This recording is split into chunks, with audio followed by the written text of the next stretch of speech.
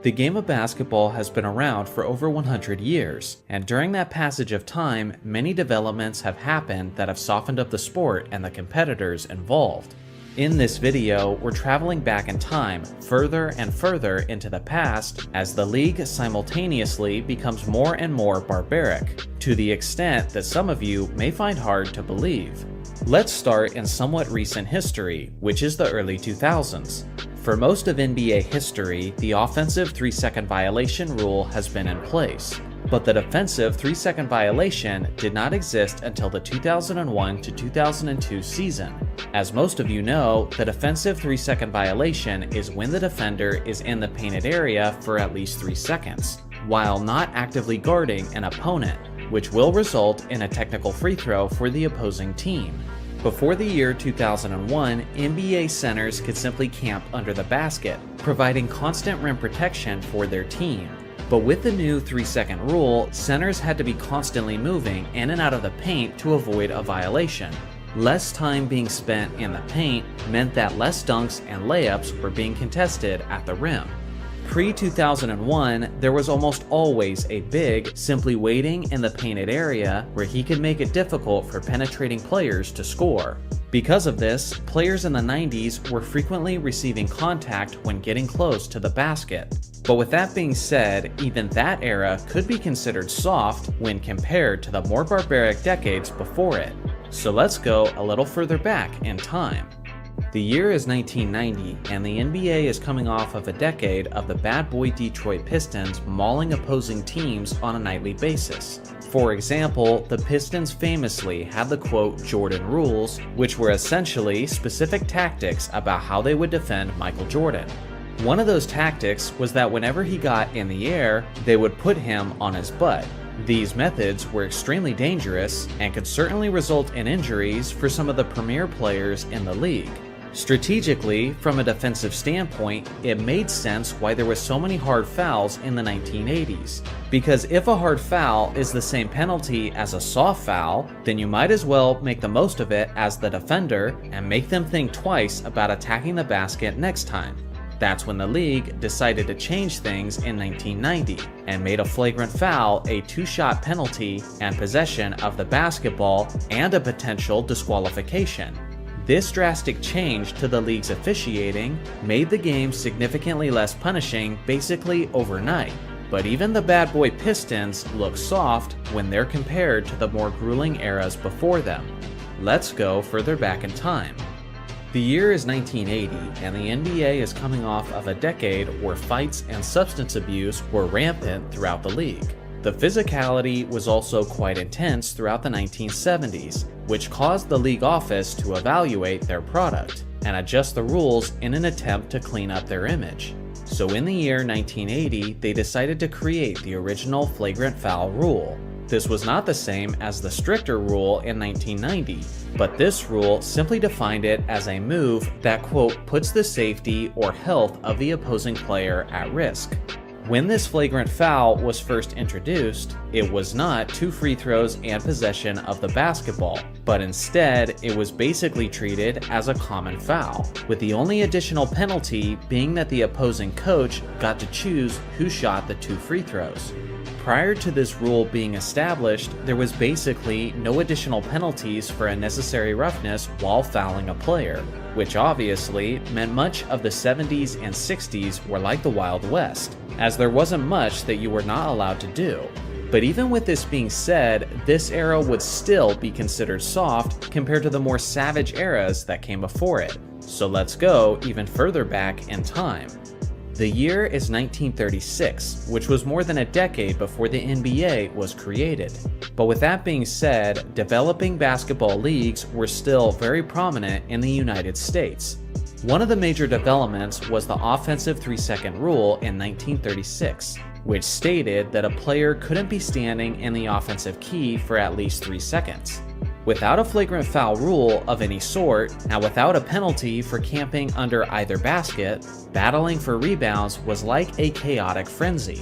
Under the rim was basically a crowded war zone on any given night, as players battled for extra opportunities with few interruptions from the referees.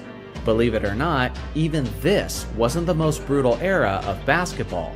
To see that, we have to go even further back in time, towards the earliest days of the sport.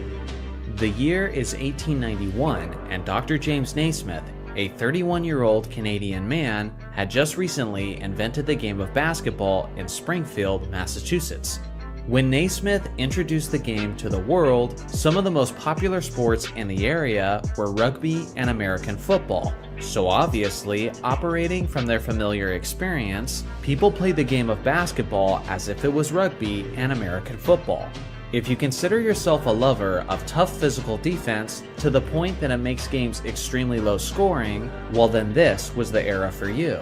The very first basketball game ever held was in a YMCA training center between 18 male students, most of whom were in their early 20s. The hoop was made out of a peach basket that was nailed to some railing around 10 feet high into the air. Naismith was officiating the game, and he divided the teams into 9 players each.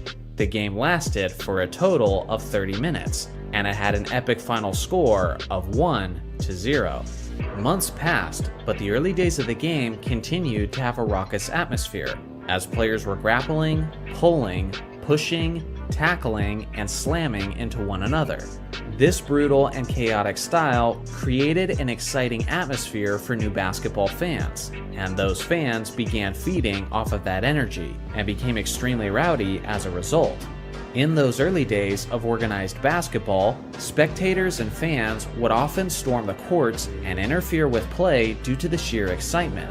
So as a way to keep the fans from interfering with the leagues, they constructed steel wire cages to go around the basketball courts. That's right, basketball games used to be played in cages as if they were witnessing a UFC fight. With that being said, players did not tone down the physicality once the cages were installed. Players would often slam and throw each other into the steel cage, and as a result, they would be finishing games with cuts and bruises all over their bodies. One of those early players said that the courts were often covered in blood, and would even have stains all over from previous games. By far, this was the most barbaric and brutal era of basketball history, to the point that even the bad boy Pistons looked like soft pansies by comparison. Players in those days were often referred to as cagers because of their punishing style of play in those cages. It stayed that way for several years, but in the early 1900s, basically everyone was tremendously relieved when they replaced the steel cages with rope mesh nets, which significantly reduced the amount of injuries during the action. When we look back at the rich history of the NBA, you'll see that there was almost always a dynasty present in each decade that helped define that era.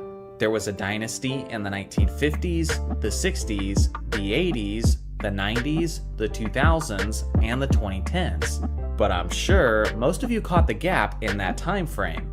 In the 1970s, there was not a single dynasty team.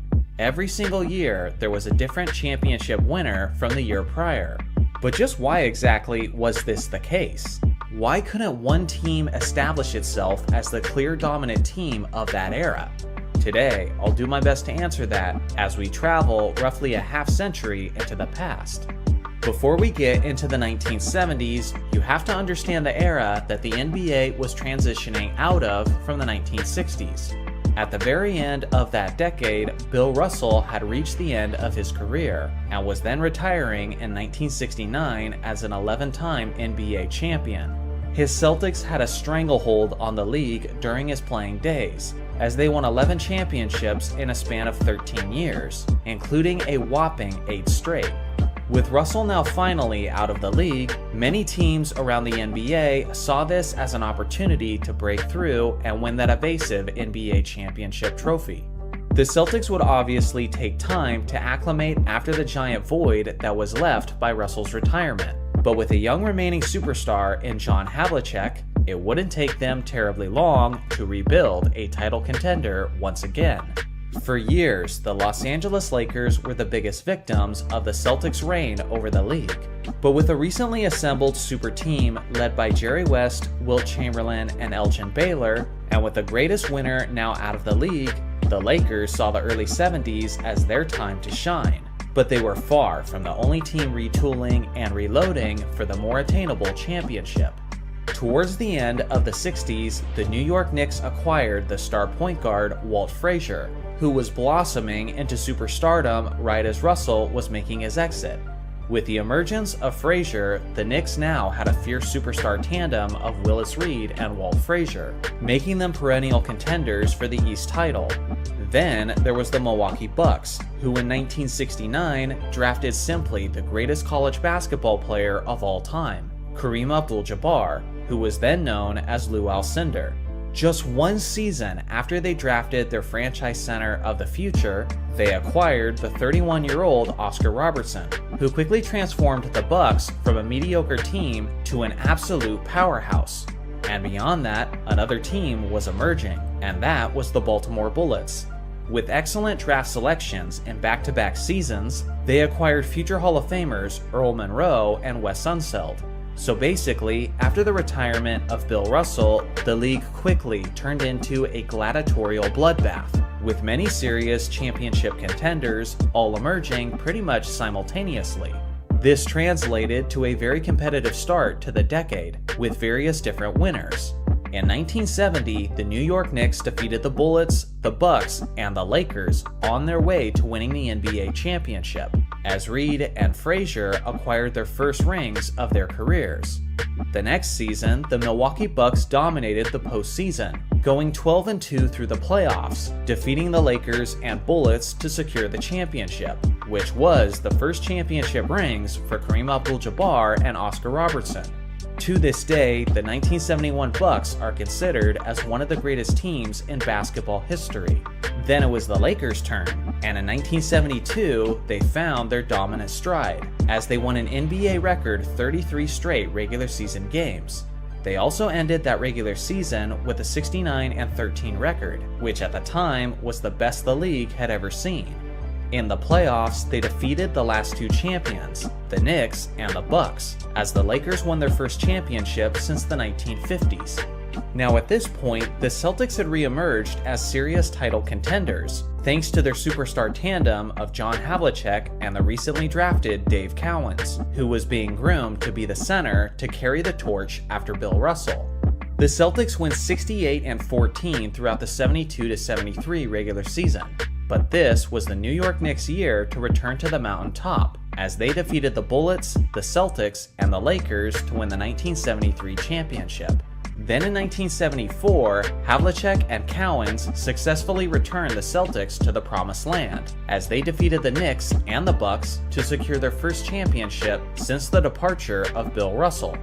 Now with this much talent, and with this many teams being capable of being championship winners, you would think that one of them would go on to establish themselves as a dynasty. But that's when the league started to go through a significant transition once again. Wilt Chamberlain retired from the Lakers in 1973, Willis Reed retired from the Knicks in 1974, and Oscar Robertson retired from the Bucks in 1974, which would lead to them missing the playoffs the following season, regardless of the fact that Kareem was clearly the best player in the league. With all of these legendary veterans retiring, this opened up the league for younger and newer championship contenders. This led to Rick Barry and the Golden State Warriors winning the championship in 1975, regardless of the fact that they only won 48 games throughout the regular season. In 1976, the Celtics won the championship again, winning their second title in 3 years, appearing as if they were on the verge of becoming a dynasty. But the thing is, John Havlicek was now in his late 30s, and was on a steady decline as he quickly approached his retirement. Along with that, Kareem Abdul-Jabbar had been traded from the Milwaukee Bucks, because he felt that the Midwest culture didn't fit his needs. The Lakers team that he was traded to was actually a pretty awful rebuilding squad, after the retirements of Jerry West and Wilt Chamberlain. Because of this, Kareem was essentially removed from the championship picture for the foreseeable future, naturally stopping him from being the dynasty leader of the 70s. Later on, everything suddenly got more competitive for everyone in the league, because in August of 1976, the NBA merged together with the ABA League. Essentially, the NBA retained its name while acquiring 4 ABA organizations and the ABA's players across the league. The 4 teams were the New York Nets, the Denver Nuggets, the Indiana Pacers, and the San Antonio Spurs. A perfect example of the tougher competition was the fact that teams like the defending champion Boston Celtics were now getting eliminated from the 1977 playoffs by the Philadelphia 76ers, who were led by a player who was acquired from the ABA, Julius Erving. Although the 76ers did go on to lose in the finals in 7 games to the Portland Trail Blazers. The Blazers won the 1977 championship, led by their all-time great center, Bill Walton. But for obvious reasons, this Blazers team didn't go on to become a dynasty, as their franchise-leading Walton went on to have one of the most disastrous strings of career-altering injuries that have ever been seen in sports. With Walton's injuries taking the Blazers out of the picture in 1978, the Washington Bullets finally broke through and won the NBA championship, led by their veteran stars of Wes Unseld, Elvin Hayes, and Bobby Dandridge. The Bullets then tried to repeat in 1979, but they ran into a motivated Seattle Supersonics team for the second straight time in the NBA Finals. But this time, the Sonics were victorious, as they won their only championship in franchise history. And then, in the 1979 NBA Draft, the rivalry of the future took formation, as Magic Johnson and Larry Bird began their rookie seasons in 1979 with the Lakers and Celtics, ushering in the new era and the dynasty teams of the 1980s. So now that we've reviewed the decade on a season-by-season basis, how can we summarize the reasons for a lack of a dynasty? Well, in reality, it was the perfect storm of reasons. To begin the decade, the ultimate winner had retired, sending the dynasty team of the 60s into rebuild mode. The early 70s saw the emergence of many fierce championship contenders, making the prospect of a repeat champion a near impossible outcome. In the mid-70s, veteran superstars on the usual contending teams were retiring left and right, paving the way for new title contenders within the league. The merger in 1976 immediately improved the competition within the league and shook up the power rankings of the NBA as they knew it. Injuries and trades ruined the possibility of all-time great centers becoming dynasty leaders.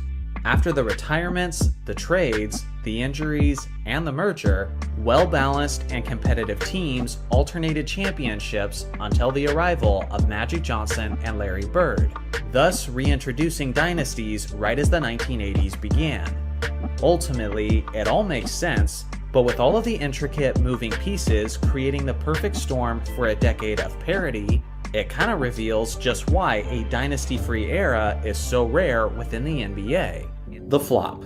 To many basketball fans, it's one of the most disgusting, vile, and disgraceful displays of unsportsmanlike conduct that we can witness on a frequent basis. Yet we can't deny its competitive advantage and how some have perfected it down to an art form. For those of you who don't know, a flop is basically defined as this. It's when a player makes an intentional fall or stagger after little to no physical contact by an opposing player in order to draw a foul call by an official against the opponent. By nature, it is extremely deceitful and requires plenty of dramatized acting in order to convince the official to blow the whistle. With that being said, some players are better actors than others, and some are incredibly crafty at finding creative ways to draw the foul. Some of these modern players are guys like Chris Paul, LeBron James, Marcus Smart, and of course James Harden, just to name a few. Just a quick history lesson, although flopping is more prevalent now than ever before, it's not a new phenomenon by any means.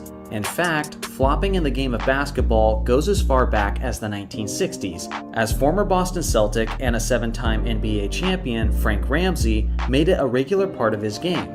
It was something he personally admitted to as he spoke about his flopping tendencies from an article in Sports Illustrated that was published in 1963. Not only was Ramsey referred to as the master of deception, but he talked about how he was often booed and heckled by the fans for his obvious acting. Given the fact that Ramsey wasn't really a superstar, and given the fact that he played basketball in the 1960s, unfortunately, there is very little footage available displaying his flopping tendencies. Although it would be nearly impossible to claim who was the first player to attempt the flop, I think it's fair to say that Ramsey was certainly one of the first floppers of NBA history.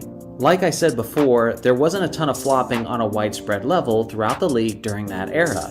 The 70s and 80s were extremely physical decades of the NBA, and the general mentality of the players was much more focused on presenting a tougher image. Not every player shared that mindset though, as some players weren't shy about selling a bit of their integrity for the sake of a blown whistle.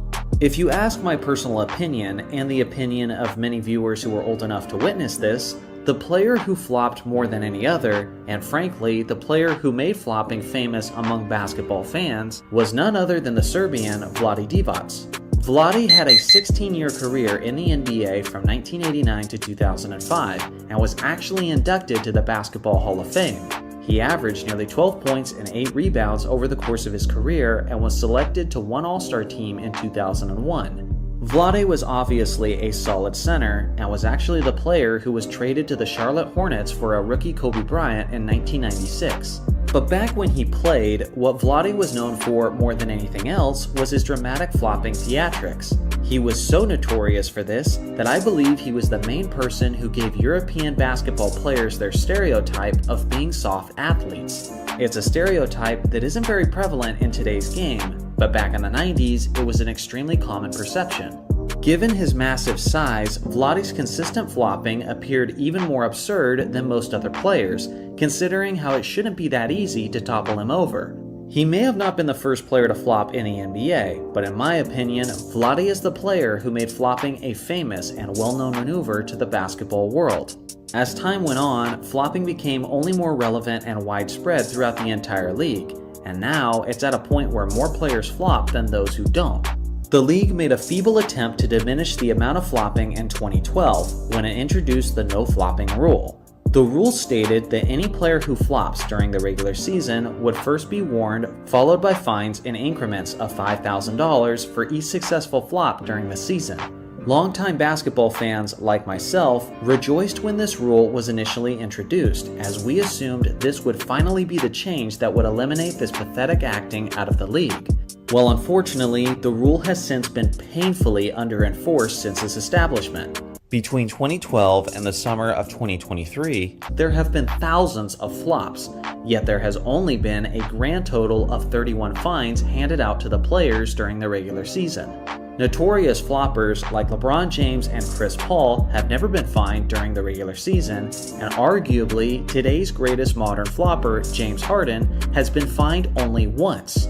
Obviously, with the lack of significant and consistent consequences, flopping has remained a staple element within the league, which ultimately affects the popularity and even the integrity of the game. But now, there's more to this story, as the league office just recently added another chapter to this flopping saga.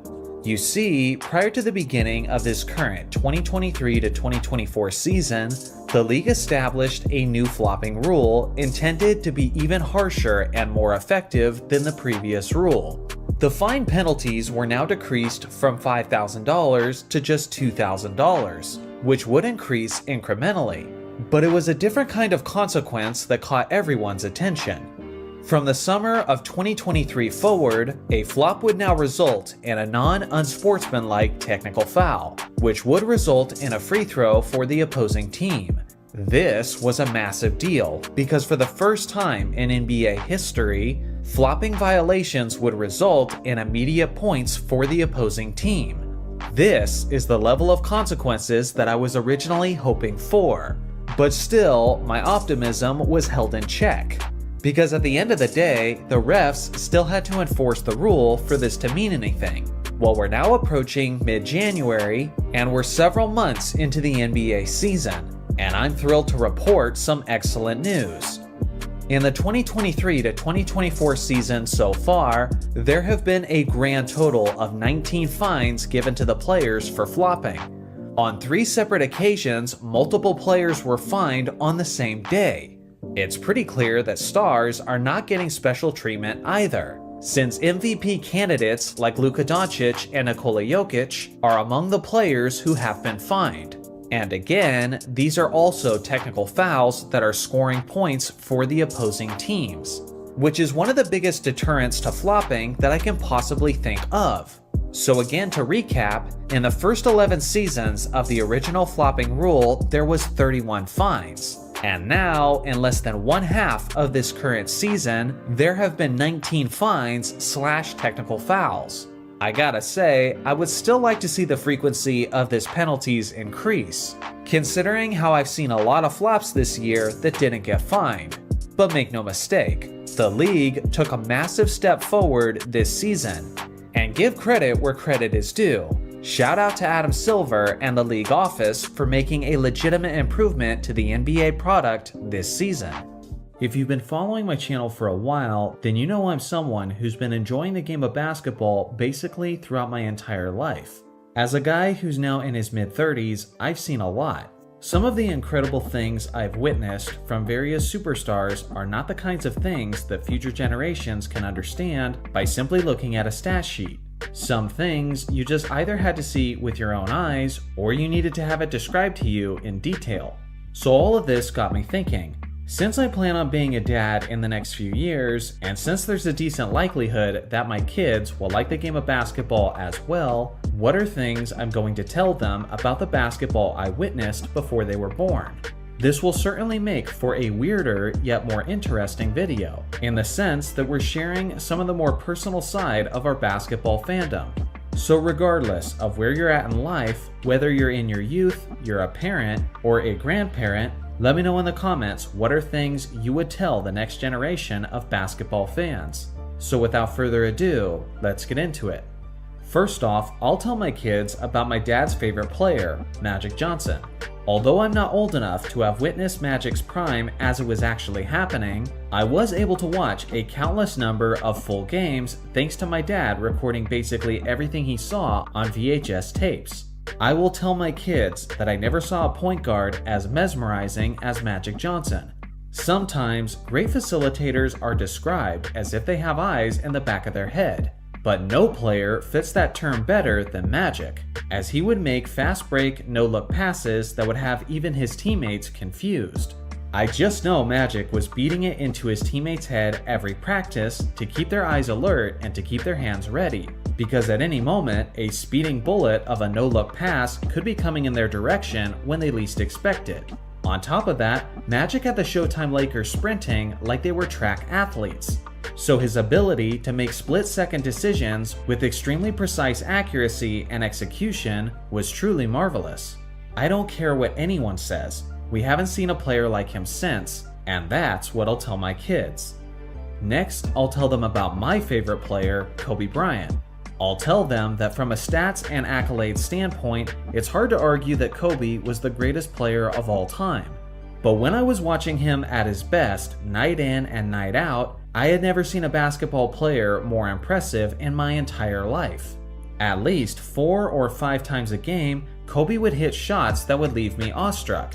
It didn't matter if he was off balance, if he was 40 feet away, if he was double teamed, or if he was falling out of bounds. Every single shot was within his range, and it got to the point that I expected every shot to go in, and was somewhat surprised when it didn't. Before or since, I've never seen anyone else who could regularly make bad shots look like good shots. Which leads me to my next story. I will tell them that the closest player to Kobe when it comes to difficult shot making was Steph Curry. He was like the Mamba in the sense that he could make shots decently often that would make my jaw hit the floor. It's just that his were a little different. I'll tell them that Steph changed the game by forcing defenses to cover the ball handler the instant he crossed half court. Again, Kobe had the greatest wow factor, but Steph was the closest behind him. Now for the next story that I'll tell my kids, I'll probably aggravate quite a few people who are watching this video. But I don't care. Get your own kids. I will tell them about the difference between Michael Jordan and Kevin Durant. To me, the biggest difference that separates them from a character and legacy standpoint is also an important analogy and lesson for how we approach life. Let's start with Michael Jordan. When this guy was drafted, he was obviously a very hyped prospect with loads of talent and potential. But the organization he was joining in Chicago was an absolute joke at the time he arrived. They had never won a championship, they had no history of being successful whatsoever, and frankly, their own city was hardly even interested in watching them play. MJ changed all of that through hard work and commitment by being one of the strongest competitors and one of the most driven individuals in the history of sports. He transformed that franchise from the laughingstock of the league to an absolute powerhouse. He built it from the ground up into an empire that would become the gold standard of basketball. And that, more than any other reason, is why he's still revered and so respected within the world of sports. Then you have Kevin Durant. In a way that was similar to Jordan, Durant was a highly desired prospect heading into the NBA draft. As a player who was around 7 feet tall and had the skills of an elite perimeter shooter, people saw that he had the potential to be one of the select few greatest players of all time. But unlike Jordan, Durant didn't stick around to build his organization into a champion from the ground up, but instead he took the path of least resistance and joined the team that had just beaten him, that had already won a championship, and that had the greatest regular season record in NBA history. He opted to go with a brand that had already established itself and that already belonged to another star. Because of this, even after he was able to win 2 championships with the team, he was never respected to the extent that he would have been if he built up a championship team somewhere else. Obviously, being successful anywhere is going to be more enjoyable than simply not being successful. Yet there's something special about being the one who leads your own destiny, who builds your own legacy, and who makes something better than the way you found it. Being successful is awesome, but it always means more to yourself and to other people when you are the main reason for your own success, rather than riding the wave of what someone else created. Additionally, if my kids ever asked me what was the best era of basketball that I ever witnessed, I will tell them the 2000s. I don't think this will be a popular choice with many of my viewers, because from a physicality and rivalry standpoint, the 80s and 90s are usually held on the highest pedestal. And then, with recency bias being a factor, and with the tremendous amount of talent all over the league the last decade, some of my viewers will see the 2010s or even this modern era as the best in basketball history. For me, the 2000s were the best of both worlds. You still had intense rivalries like the Lakers and Kings and like the Pacers and Pistons. You had incredible individual superstars and you had an array of three-point shooters. But it wasn't to the extent that the game appeared as a soft jump shooters league. To put it simply, it had balance. It was the perfect blend of the slowed down physical nature from previous eras, but was also a time where tremendous shooters could ultimately be the determining factor in who wins the championship. If I could simply hit a switch and have the league instantly return to the style and product that it was throughout the 2000s, I would do it in a heartbeat. Lastly, I will tell my children about the weirdness of the 2020 bubble. If I'm being completely honest, I don't completely love or hate what transpired during the 2020 playoffs. In one sense, it was pretty freaking awesome, because there were almost no distractions, no actual audience, and no overwhelming stadium noise. In a way, it was just extremely competitive basketball in its purest form. But on the other hand, it was kinda lame, because all of the playoff games were just in one specific location, which means that the home court advantage was irrelevant, which also means that all of the regular season qualifying games were pretty much a waste of time, since the 1 through 4 seeds didn't actually get home court advantage like they deserved. It was basically this weird blip in NBA history where I was grateful for its presence, but also skeptical about its legitimacy for a variety of reasons.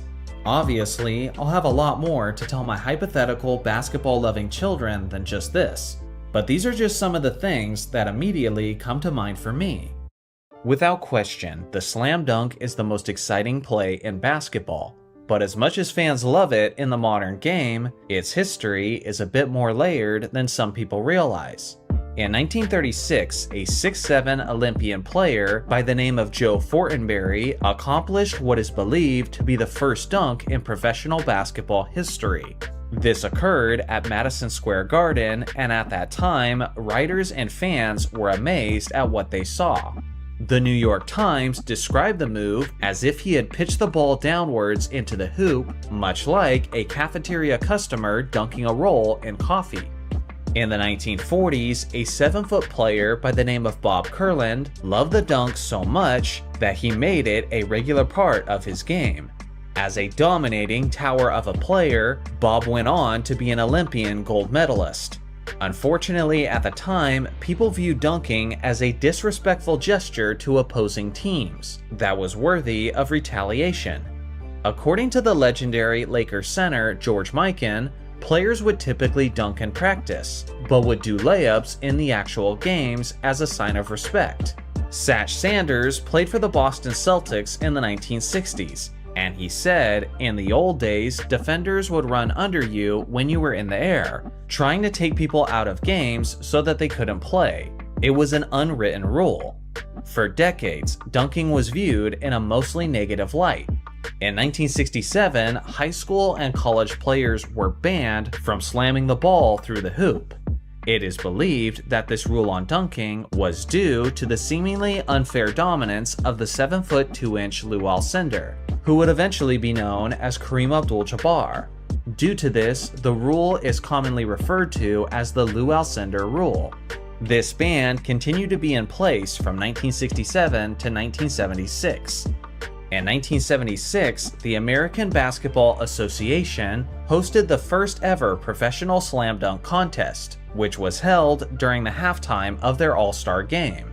The contest was won by the man known as Dr. J, Julius Erving, which was thanks mostly to his iconic dunk from the free throw line, which is a dunk that would eventually become even more famous with the additions by Michael Jordan.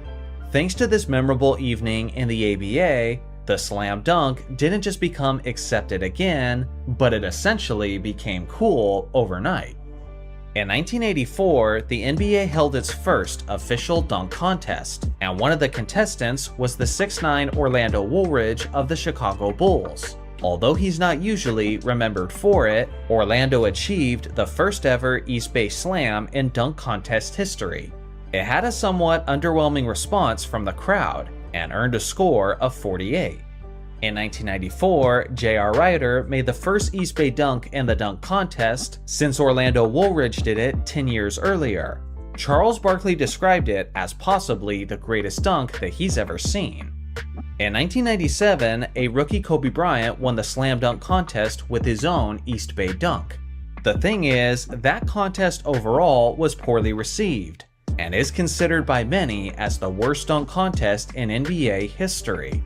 Due to this, the dunk contest was put on hiatus, and in the 1998 All-Star Weekend, the contest was replaced by the WNBA/NBA 2-ball contest.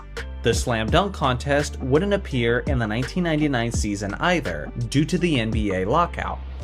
In the year 2000, the NBA's dunk contest made its triumphant return, as Vince Carter put on a show and won the competition in convincing fashion.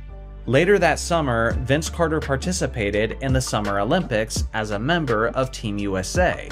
In a game against France, he famously achieved the quote dunk of death, where he jumped clear over the 7'2" Frederick Weiss to complete the slam. Thanks to Carter's incredible dunking display in the year 2000, he's now widely viewed as the greatest dunker in NBA history. As the years have gone on, our adoration and fascination with the dunk only seems to be growing. Earvin Magic Johnson, one of the greatest players in NBA history, and many people still believe he's the greatest point guard of all time. Magic obviously had a historic beginning to his career, but what I believe isn't talked about enough is the iconic farewell to his NBA career, which was a roller coaster of emotions for the basketball community, finishing off with a satisfying ending that I personally will never forget. In order to understand the impact of Magic's beautiful moment, we first have to understand his journey to get there. Let's go all the way back to early June of 1991. At this time, Magic Johnson is just 31 years old. He's the runner-up for the league MVP, and he was the MVP in the previous season. He's coming off of a regular season where he averaged nearly 20 points and 12.5 assists, and he's about to make his 9th NBA Finals appearance as a 5-time NBA champion. To summarize it all, Johnson had just entered his early 30s and appeared to be every bit as good as he ever was before. Even without the recently retired Kareem Abdul-Jabbar as a teammate, Johnson was still able to lead his Lakers to the NBA Finals yet again. He had already built a resume worthy of being called the greatest point guard ever, and he seemingly still had a second half of his career ahead of him. When the 1991 Finals began, Magic was going toe-to-toe with the prime Michael Jordan. And although Michael ended up being the Finals MVP, Magic displayed a remarkable effort of his own. Many people believe that the Lakers never really had a true opportunity in this series, since Magic's two best scoring options, James Worthy and Byron Scott, both dealt with injuries throughout and missed a significant amount of time. Even without his two best weapons in the elimination game, Magic still put up 16 points, 20 assists, and 11 rebounds. What he didn't realize, and what none of the audience had realized either, is that this would be his last NBA Finals game of his entire career. Because a few months later, on November 7th, 1991, Magic held one of the most shocking press conferences in the history of sports. It was at this moment that the world became aware that the face of the Showtime Lakers was now HIV positive. At the time, little was known about the disease, so the assumption from almost everyone was that in a matter of months, he would lose a tremendous amount of weight and then pass away. Along with the horrific news of Magic's health, he also made it aware to the world that he was retiring from the Lakers, effective immediately. Imagine your favorite basketball player being at the peak of his abilities, and in a matter of seconds, he goes from one of the best players in the game to a retired player who could pass at any moment. Needless to say, this was a jarring pill to swallow for basketball fans, as seemingly everyone had their hearts broken for Magic on that day. Over the next several months and years, people would begin to learn a lot about living with HIV and the various details, like how it's transmitted and who's at risk. But many were still scared about the idea of being in contact with someone who had it. Then, in February of 1992, things got really interesting for Johnson and the basketball world. The NBA All-Star Game is an exhibition event where the fans vote and determine who will play for each conference. Despite the fact that Magic had retired from basketball, the fans still voted him in to be the starting point guard of the Western All-Stars.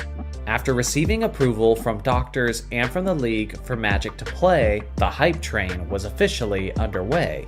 The thing is, not everyone was so enthusiastic. Many players were concerned about their own well-being. Even Magic's former teammates like Byron Scott and AC Green said that he shouldn't participate. The player who was the most vocal about his displeasure with Magic competing was the Western Conference All-Star Karl Malone, who had this to say before the game was played. If I get in a collision with a guy, it don't have to be Magic. It can be Joe Smoke. But the fact of the matter is, if you got the AIDS virus, it'll be hard for me to play as hard as I'm capable of playing. Although there was plenty of drama heading into that night, there was also plenty of teammates and competitors who encouraged Magic to participate. Just as a spectator, you could tell that there was this awkward, unspoken tension in the air. But you could also sense the excitement and the magnitude of the moment, as the Orlando crowd gave Johnson a standing ovation during player introductions. Everyone understood that the ideal outcome was the West winning and Magic securing the All-Star Game MVP. But regardless of how badly the crowd wanted that, he still had to go out there and perform well. Seeing that Magic hadn't played a game in nearly a year, and seeing how he was now dealing with a life-altering disease, many people were concerned that he wouldn't have the conditioning or stamina to hang with the best players in the world. But all of those concerns were quickly put to rest soon after tip-off commenced. Although he built a legacy for himself as mainly a distributor, Magic was looking to score early on, and he did so with tremendous efficiency. Throughout the night, the West played with more energy and effort. and a 10-point lead quickly became a 20-point lead, and then a 20-point lead suddenly became a 30-point lead. The outcome was never really in question, but the MVP of the game appeared to be up for grabs, and the Western Conference's Clyde Drexler appeared to be the favorite heading into the second half with a monstrous stat line. After looking to score for a while, Magic finally got his first assist of the game with just under 9 minutes left in the third quarter. And then he got on a roll with his flashy Showtime passes that we were accustomed to. With less than 3 minutes left in the game, Magic suddenly hit the switch and displayed one of the most beautiful finishes in All-Star Game history.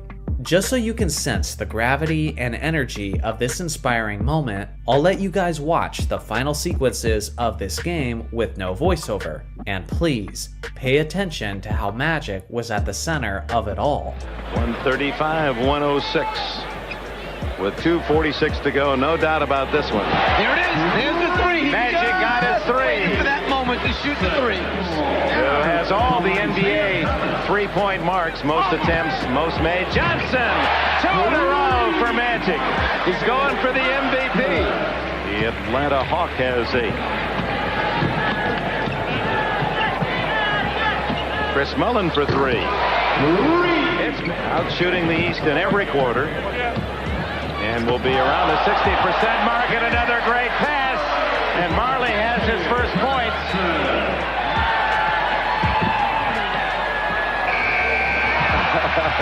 Magic raises his. Well, this is a mismatch, and Magic would be the first to admit it. Michael Kind. And that's 2, Magic said. Bring the next one on. 6, 5. Three-pointer. Yes! Oh, my!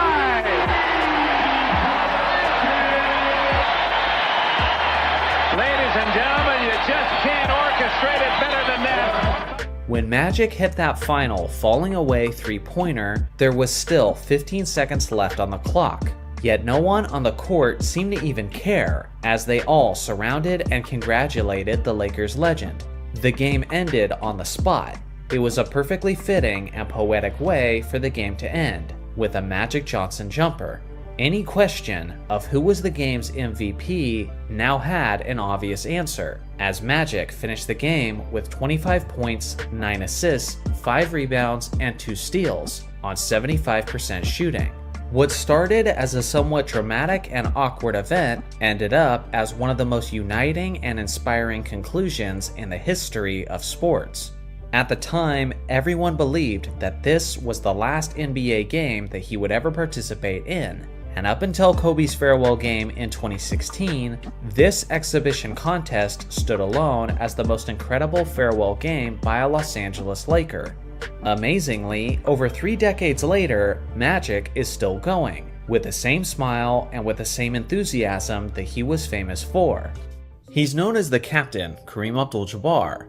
For many years, he was the NBA's all-time leading scorer, and before Michael Jordan won his 6 championships, most people considered Kareem as the greatest player in basketball history. To this day, some still do. Heading into the 1988-89 NBA season, Kareem was 41 years old. He was a 6-time league MVP, a 6-time NBA champion, and a 2-time Finals MVP. Alongside of Magic Johnson and James Worthy, Kareem and the Lakers were looking for their 3rd straight title. It was an extra emotional time in Los Angeles though, because Kareem had announced that this would be his last season in the NBA long before the regular season had concluded. With this in mind, the Lakers were motivated to win the championship yet again for their star center, sending him out on a high note and delivering a storybook ending. But now we fast forward in time. In June of 1989, the NBA Finals were about to take place between the Los Angeles Lakers and the Detroit Pistons. At first glance, it seemed like a colossal battle between 2 dynastic teams, but to understand the shocking results of this series, context is needed. The Detroit Pistons were a strong team who had finished the regular season with a 63-19 record. The team was rich in talent with veterans like Isaiah Thomas, Joe Dumars, Bill Laimbeer, Mark Aguirre, Dennis Rodman, and Vinnie Johnson. They had an all-time great defense and one of the deepest rosters the NBA had ever seen. All of this team was incredibly talented and appeared on paper as if they were championship ready, but the Pistons were yet to prove it in the postseason, and many were skeptical about their abilities to dethrone the defending champions. Just 1 year earlier, the same two teams met in the 1988 NBA Finals, and after a long, hard-fought 7-game series, the Lakers had come out on top, like they had many times throughout the 1980s. The Los Angeles Lakers were heading into the '89 Finals as the defending back-to-back NBA champions, who were seeking the NBA's first three-peat since the 1960s. All of the momentum was clearly on the Lakers' side. The 1987 and 1988 Los Angeles Lakers are still recognized even to this day among the greatest teams in NBA history. The Lakers had begun the decade with a championship and were looking to finish off the decade with their third straight championship and sixth championship in the 80s. They seemed poised to do it too. Magic Johnson was arguably the NBA's best player at the time and led the Lakers to have the best offense in the NBA that season, while securing the League MVP award. He was accompanied by his usual Hall of Fame supporting cast, like James Worthy, who was in the prime of his career and was coming off of last year's Finals MVP award. And of course, he also had Kareem Abdul-Jabbar, that would be retiring at the end of the season. So the still productive captain of the Los Angeles Lakers was anticipating a fairy tale ending for his career, securing a legendary 7th NBA championship ring as he rode off into the sunset. The story of the season appeared to be indicating that destiny was in fact on the Lakers' side. Not only was the narrative supporting the Lakers, but so was the eye test. The Lakers were an absolute juggernaut throughout the 1989 Western Conference playoffs. The Lakers began the first round of the playoffs by sweeping the talented Portland Trailblazers 3-0. The second round, they swept an even better Sonics team 4-0. And then they destroyed the powerful 55-win Phoenix Suns in the conference finals 4-0. The Lakers were undefeated throughout the Western Conference playoffs. They were heading into the NBA Finals against the Detroit Pistons, looking to make history and become the only team ever to go undefeated in the NBA playoffs. As a quick recap, the Lakers were going for their third straight title against the team they had just beat the previous year, looking for the exclamation point of a sixth championship in a decade that they had already claimed as their own, led by the league MVP on the final year of arguably the greatest player of all time, with a chance to declare themselves as the greatest team of all time by finishing out an undefeated postseason run, which had never been done before in the history of the NBA. Both of these finals teams were incredibly talented and championship worthy, so a sweep wasn't necessarily expected, but it was presumed that if a sweep was going to happen, it was going to be the Lakers who were doing the sweeping. But as we like to say in the sports world, that's why they play the game. As a footnote, the Los Angeles Lakers shooting guard Byron Scott would be missing the series for his team after popping his hamstring in practice the day before the finals began. With that being said, Michael Cooper was replacing him in the starting lineup. Cooper was a former Defensive Player of the Year and a quality three-point shooter in the NBA during his era, so the Lakers still appeared to be in great shape. When the games began, the Pistons got off to a hot start and never relinquished it. The absence of Byron Scott was beginning to be felt in this series. With Scott unavailable, the Lakers' rotation suffered, and defending all of the Detroit Pistons' perimeter scoring guards became even more difficult. The Pistons took the first game 109-97, leaving the Lakers' hopes of an undefeated postseason run in shambles.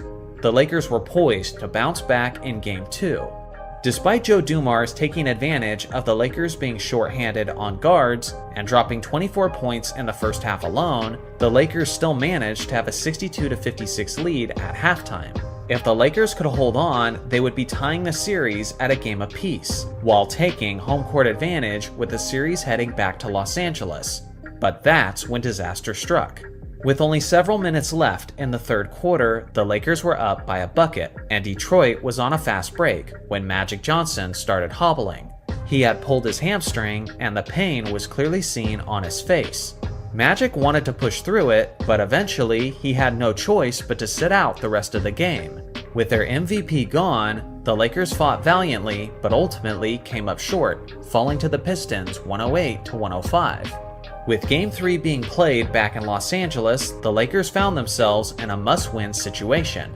With the season on the line, Magic Johnson started Game 3, but he wouldn't last very long. After just 5 minutes of play, Magic left the game with severe pain in his hamstring. The still talented Lakers stepped up to the challenge and tried to win at home without their best player. But despite James Worthy's 26 points and Kareem's vintage effort of 24 points and 13 rebounds, the Pistons' healthy talent still prevailed in a close one, 114-110. At this point, the writing was on the wall for the Lakers. Magic Johnson didn't even try to play in the fourth game of the NBA Finals. James Worthy was one superstar who wasn't going out without a fight, and dropped an efficient 40 points in Game 4. Despite the Lakers' good start to the game, the Pistons' overall healthy talent eventually wore them down, winning the fourth and final game of the series, completing what is now known as one of the most stunning sweeps in NBA history. Kareem closed out his final game at the age of 42, while his iconic co-star was forced to watch from the sidelines. In that last performance, Kareem finished with just 7 points, 3 rebounds, and 3 assists on 2 of 8 shooting. Ultimately, it's not the worst way for a legend to end his career, but considering how things deteriorated in the NBA Finals and how the Lakers won the championship just a year prior, Kareem went down as another example of a player calling it quits just a little later than what would have been ideal. The NBA playoffs are about to begin, and needless to say, this is the most significant and crucial time of the basketball season. Simply put, NBA legacies are defined by what you accomplish on the game's biggest stage. Numerous players have had strong, established reputations heading into the postseason, just for him to then completely redefine the way he's perceived thanks to his performance in the playoffs. Within the span of the next couple months, some of these modern superstars will not be perceived as we currently see them today. Whether it's fair or not, this is the stage that defines the greats and the not-so-greats. Today, I have a list of NBA legends who were perceived a certain way and then completely shifted the way they were viewed, with just one great postseason run. First off, Dirk Nowitzki in 2011. Up until this legendary championship by the Dallas Mavericks, Dirk was basically completely defined by his postseason failures. For a while, people were referring to him and the Mavericks as Dirk Nowitzki and the Alice Mavericks, due to the lack of D in their game. Even his lone MVP was marred by disappointment, as his first-seeded 67-win Mavericks were eliminated in the first round of the 07 playoffs by the 8th-seeded Warriors. It was arguably the greatest first-round upset in playoff history. Just the year prior, Dirk and the Mavs were up 2-0 in the NBA Finals over the Miami Heat, just to then choke it away by losing the next 4 games straight. Although those 2 instances are massive examples of Dirk being a disappointment, it was far from the only times. In the last 11 seasons before the 2011 postseason, the Mavericks had won at least 50 games, and 3 of those were 60-win seasons, yet throughout that time, they failed to win a single championship. The narrative was firmly established that Nowitzki was a choker, and although the Mavericks always won plenty of games, pretty much everyone recognized them as fool's gold. Then, in one postseason run, everything changed for Nowitzki. He and the rest of the Mavericks defeated the highly favored Big Three Miami Heat in the NBA Finals in 6 games. Seemingly everyone had forgotten his struggles leading up to that moment, as everyone was focusing on LeBron's failures that finals. Dirk established himself as an NBA champion and as an undisputed NBA legend overnight, and since then, hardly anyone ever brings up his struggles prior to that postseason. Jerry West in 1972. West is remembered as one of the greatest players in NBA history, and even earned the nickname Mr. Clutch. But for a time, winning and clutch performances were not a thing that was defining his legacy. For a while, it was the fact that he had never won an NBA championship. Between 1962 and 1970, West made it to the NBA Finals a whopping 7 times. Yet tragically, his Lakers were eliminated all 7 times straight. It was something that haunted him and kept him from sleeping at night. He had firmly established the narrative that he was the greatest loser to ever play basketball. That was until his title run in 1972. Although West was never able to get past the Celtics, they didn't have to in the 71-72 season. It wasn't even his best postseason run, and he wasn't even named the Finals MVP after they defeated the Knicks. But it didn't matter. West was now an NBA champion, and can then be known as Mr. Clutch, regardless of the fact that he had just recently lost 7 straight finals. LeBron James in 2016. Before LeBron had led his Cavs to beat the 73-9 Golden State Warriors, his legacy wasn't nearly what it is today. At the time, he had only won 2 championship rings, which many people believe he won by taking the easy road with a super team in Miami. Up to this point, people believed that all of his rings were attained by riding high as the massive favorite. Furthermore, his historically awful performances in the 2011 finals were still very present in people's minds. But as disappointing as that series was, it wasn't enough to overshadow what he did in 2016. He led his Cavs to come back from a 3-1 deficit to beat the juggernaut Warriors, as James led every player over the course of the series in points, assists, rebounds, blocks, and steals. Overnight, he went from a known frontrunner to the man who achieved the greatest upset in professional basketball history. Michael Jordan in 1991. Leading up to the 1991 playoffs, MJ was probably seen as the best player in the game. Yet regardless of that fact, many people believed that he had a fatal flaw in his game that would keep him from winning an NBA championship. He was just too selfish. Up to that point, the narrative was that scoring leaders don't win championships, but team leaders do. And can you blame them? In the 60s, Wilt did all the scoring, but Bill won the championships. In the 80s, neither Bird or Magic won a single scoring title, but they won almost all of the rings in that era. This wasn't just a perception of the time, but a historical fact, considering how since the NBA merger, not a single scoring champion had won the NBA championship. MJ was on a streak of 5 scoring titles, so his individual talent wasn't in question, but his legacy was. Fittingly, Jordan was matched up against Magic Johnson in the 1991 NBA Finals, who many people viewed as the ultimate team player and leader. Obviously, you know how this played out. Jordan and the Bulls won the championship in 5 games, and he did it while leading all players in scoring. Not only did people immediately start to view Michael Jordan differently, but he destroyed the entire belief system that a scoring champion can also be an NBA champion. Simply put, he broke the mold. These are just some of the players who had their legacies change seemingly overnight based on their performances in the playoffs. Makes you wonder which NBA stars will be changing their legacies and reputation in these current NBA playoffs. Guess we'll just have to wait and find out. When we take a moment to look back at the greats of the game, we notice several pillars of the sport who were able to achieve things that seem almost impossible by today's standards, like Wilt Chamberlain's 100-point game, his 50 points per game average, and even his mind-blowing quintuple-double. But one area that stands out specifically was the way these giants of the game were able to dominate the boards to an extent that is difficult to comprehend. Wilt Chamberlain once had a streak of 12 seasons where he averaged at least 20 rebounds per game, while Bill Russell had a streak of 10 seasons with at least 20 rebounds per game.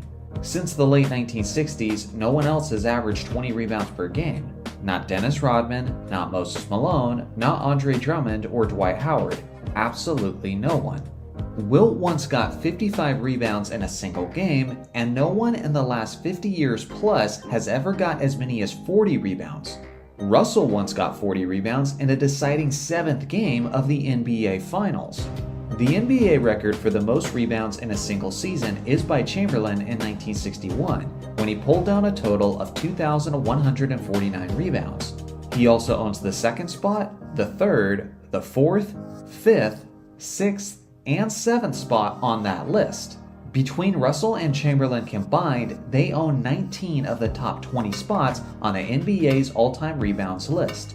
I think you guys get the point. Chamberlain and Russell dominated the boards to an extent that made them seem like demigods, and comparing other great rebounders of the game to them seems laughable to even suggest. But just why exactly were these two legendary rebounders so broken? Was it all about their skills and talent alone? Or was there other key contributing factors that elevated them to astronomical heights? Today, I'll do my best to answer that as we analyze the players, the eras, and the rules that could have played a factor in this scenario. First off, let's take a look at the attributes of the two players who had a stranglehold on rebounding, Chamberlain and Russell. Not only were these two players massive, Chamberlain standing at 7 foot 1 inches tall and Russell at 6'10", but they were both insanely athletic, even by modern big man standards. Both Chamberlain and Russell competed as track and field athletes in college. Not only did they compete, but they were both elite in this area, especially when it comes to the high jump competition. At the University of Kansas, Wilt won the Big 8 championship a total of 3 times, reaching upwards of 50 inches on the high jump. As incredible as his leaping ability was, Russell's may have been even more impressive, as in 1956, Russell was ranked as the 2nd highest leaper in the United States, and as the 7th highest leaper in the entire world. During the West Coast relays, Russell even went as far as tying the famous Olympian Charlie Dumas. Dumas later went on to win the gold medal and be crowned as the greatest leaper in the entire world. So now that we've established their size and athleticism, let's delve into some of the perceptions of their NBA competition. Many modern basketball fans often criticize the competition of that era, claiming that players like Bill Russell and Wilt Chamberlain took advantage of the undersized competition. Let me put this as frankly as I can. This is completely and utterly false. It's a common misconception based on low information fans who perpetuate this narrative, mostly due to their lack of research. The average height of an NBA player in 2022 is 6 foot 6 inches tall. The average height of the NBA player in 1962 is 6 foot 5 inches tall. But you also have to consider that most players were measured with their shoes off back in the 60s. So if there is in fact a difference, it's extremely insignificant. But that's just the average player. How about we look more specifically at the center position? I spent way too much time crunching these numbers myself, and the average height of the NBA center in 2022 is 6 foot 10 inches tall.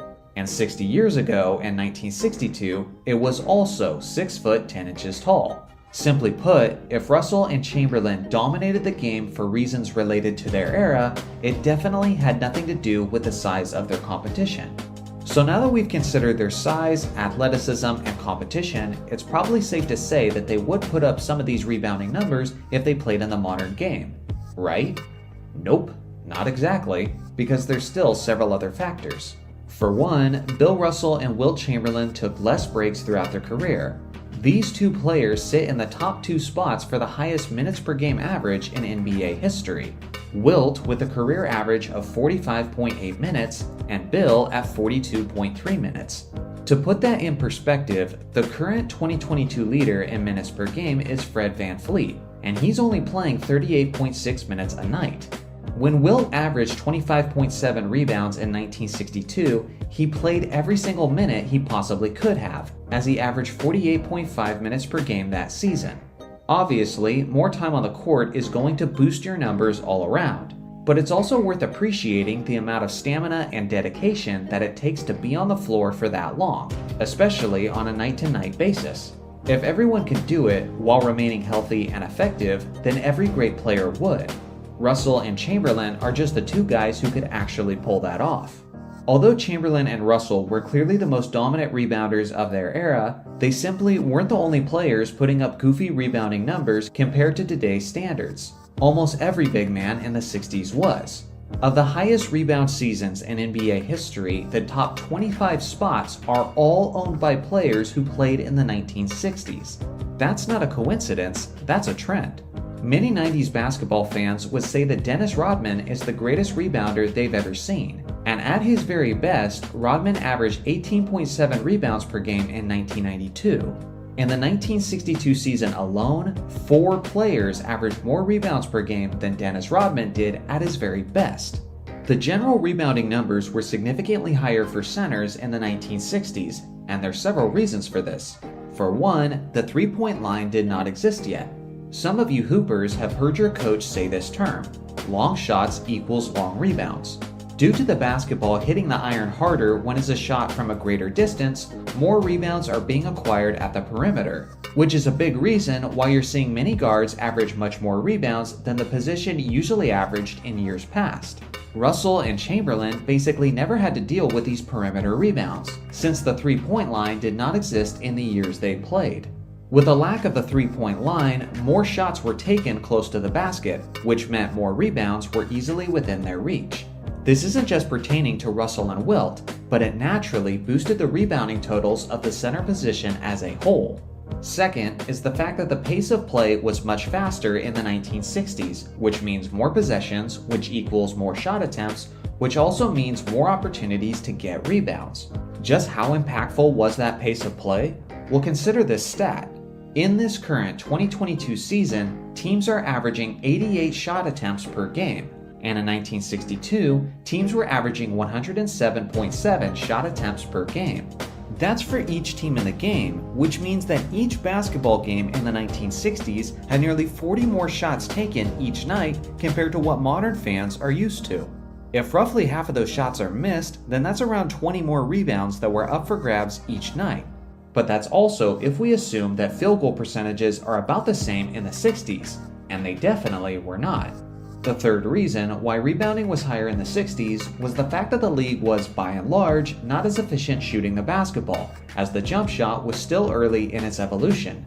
Today, teams are shooting about 46% from the field. In the 80s, they shot generally around 48% from the field, and in the 60s, it got as low as 41% from the field. Faster play, more shots, and less makes is a recipe for a massive rebounding advantage for 60s players.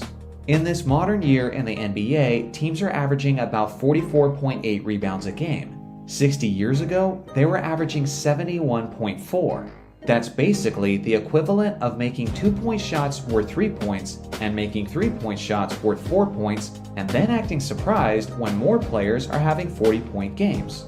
So in conclusion, if someone asks you if Chamberlain and Russell were able to get all of those rebounds because of how good they were, or if it was because of the era they played in, the appropriate answer is simply yes.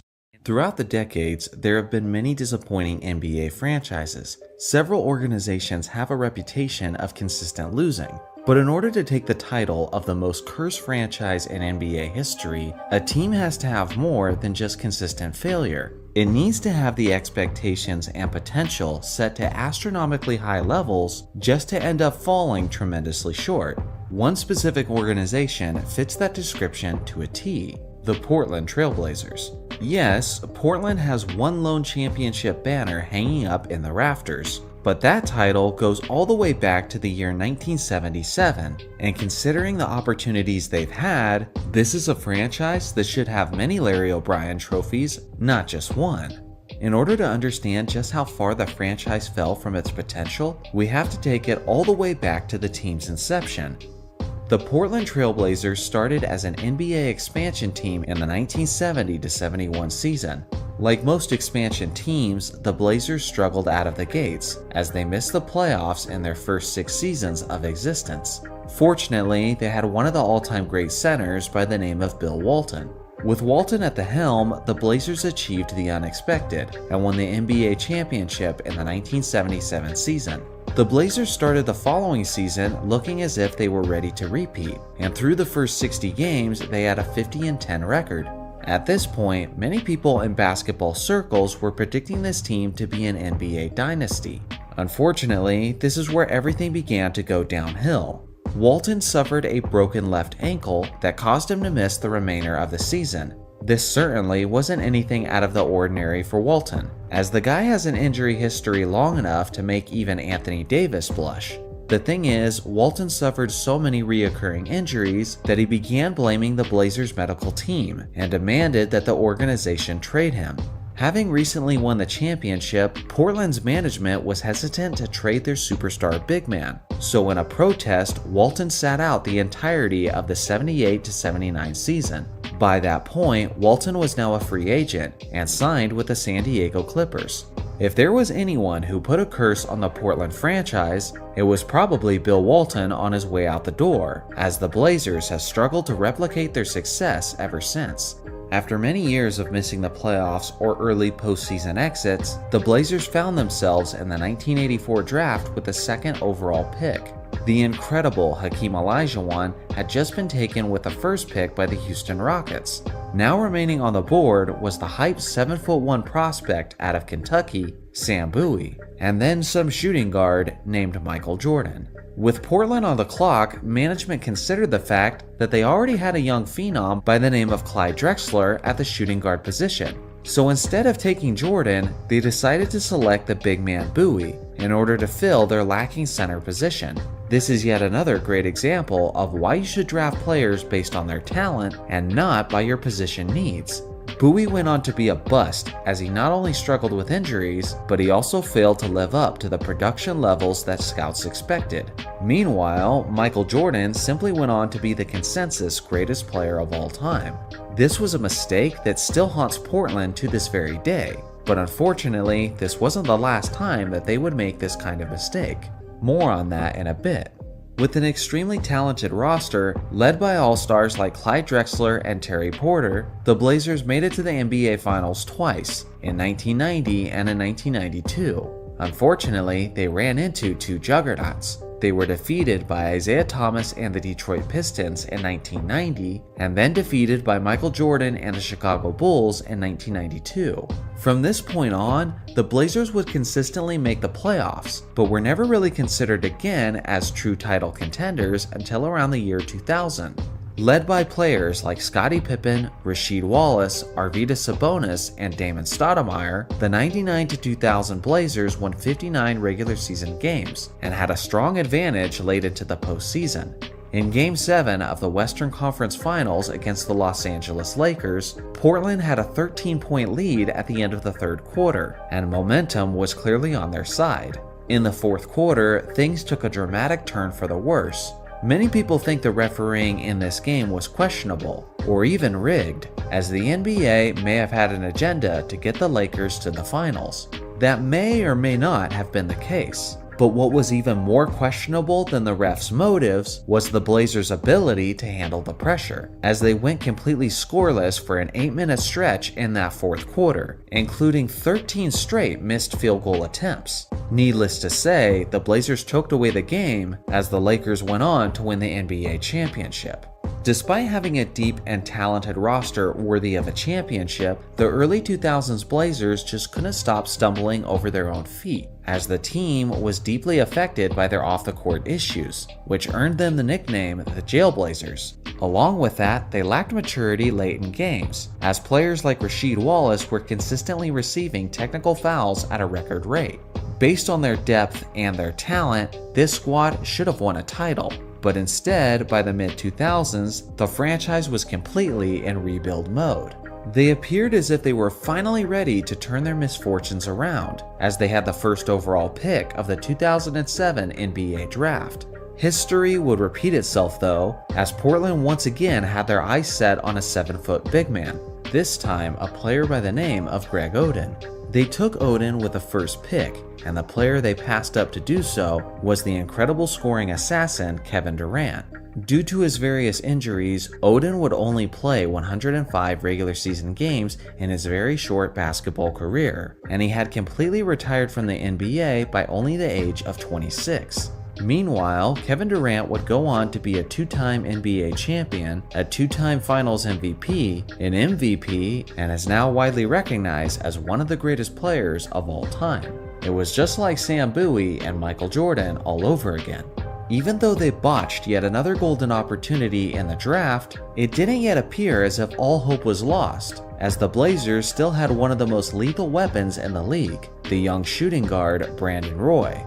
At his peak, Kobe Bryant referred to Roy as the toughest player to guard in the entire Western Conference. But just like every other bright spot in Blazers history, this one didn't last very long either. After making 3 straight All-Star teams, Roy's knees had deteriorated to such an extreme extent that he no longer had any cartilage between the bones. By the time he was 26 years old, he had played his final game with the Portland Trail Blazers. Here's the thing. As I mentioned earlier in this video, the Blazers are the most cursed franchise in the league, not necessarily because of how bad they are, but because of how promising they appear to be time and time again, just to end up leaving their fan base incredibly disappointed. And here's a stat that perfectly sums that up. From 1983 to 2003, the Blazers went to the playoffs for an impressive 21 consecutive seasons, and yet never won a single championship during that stretch. That's the longest streak of playoff berths without a championship in NBA history. To put that in perspective, the Spurs had a streak of 22 seasons where they made the playoffs and they won 5 championships in that stretch. The Celtics had a streak of 19 seasons and won 11 championships, and the Lakers had a streak of 17 seasons and won 5 championships.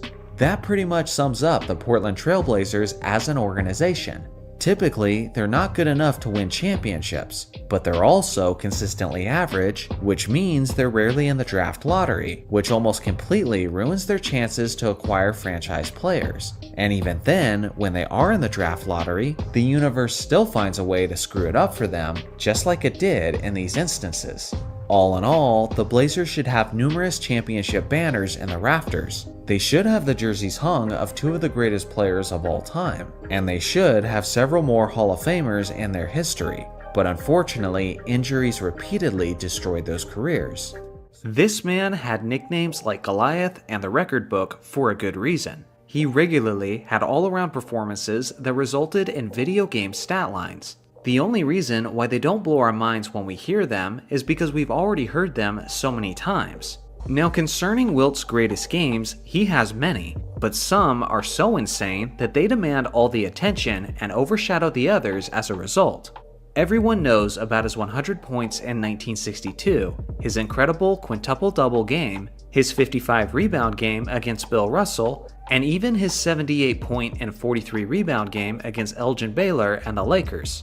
The thing is, Wilt has some other incredible performances that if they were achieved by literally anyone else, they would be immortalized in basketball history. But because it was Wilt that did it, it was just seen as another night and has flown under the radar. Today, we're diving into some of those games as we appreciate the greatest games from Wilt that no one talks about. First off, January 13th, 1962, when Wilt Chamberlain's Philadelphia Warriors defeated Walt Bellamy and the Chicago Packers 135-117. Wilt played all 48 minutes and dropped a ridiculous 73 points and 36 rebounds on 60.4% shooting. Wilt clearly only had one thing on his mind this night, as he didn't record a single assist. January 25th, 1960, when Wilt Chamberlain's Philadelphia Warriors defeated the Detroit Pistons 127-117. This was Chamberlain's rookie season, and he was still in his early 20s. But despite being the new kid on the block, he still dominated on a historic level, with 58 points, 42 rebounds, and 4 assists on 58.5% shooting. His 58 points is still the most points ever scored by a rookie in a single game, and his 42 rebounds is also the most by a rookie, with the exception of 3 other nights that eclipsed this total during that same rookie season. On February 9th, 1969, Wilt Chamberlain's Los Angeles Lakers defeated the Phoenix Suns as he poured in 66 points, 27 rebounds, and 4 assists. Incredibly, he made 29 out of his 35 shots, which is a field goal percentage of 82.9%. In terms of field goal percentage, this is still the most efficient scoring performance in NBA history by a player with at least 60 points. This remarkable performance came pretty late in his career, as it was not only his last 60-point game, but it was even his last 50-point game that he would ever have.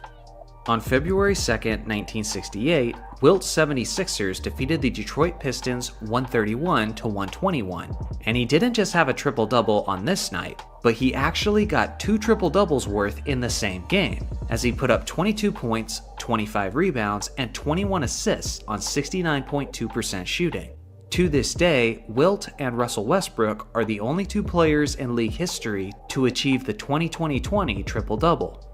March 31st, 1967, Wilt's 76ers defeated Bill Russell and the Celtics in Game 1 of the Eastern Division Finals, 127-113. Bill Russell is commonly known for outshining Wilt Chamberlain in the postseason, But this was certainly not the case in 1967, as Wilt dropped an unofficial quadruple-double of 24 points, 32 rebounds, 13 assists, and 12 block shots on 69.2% shooting.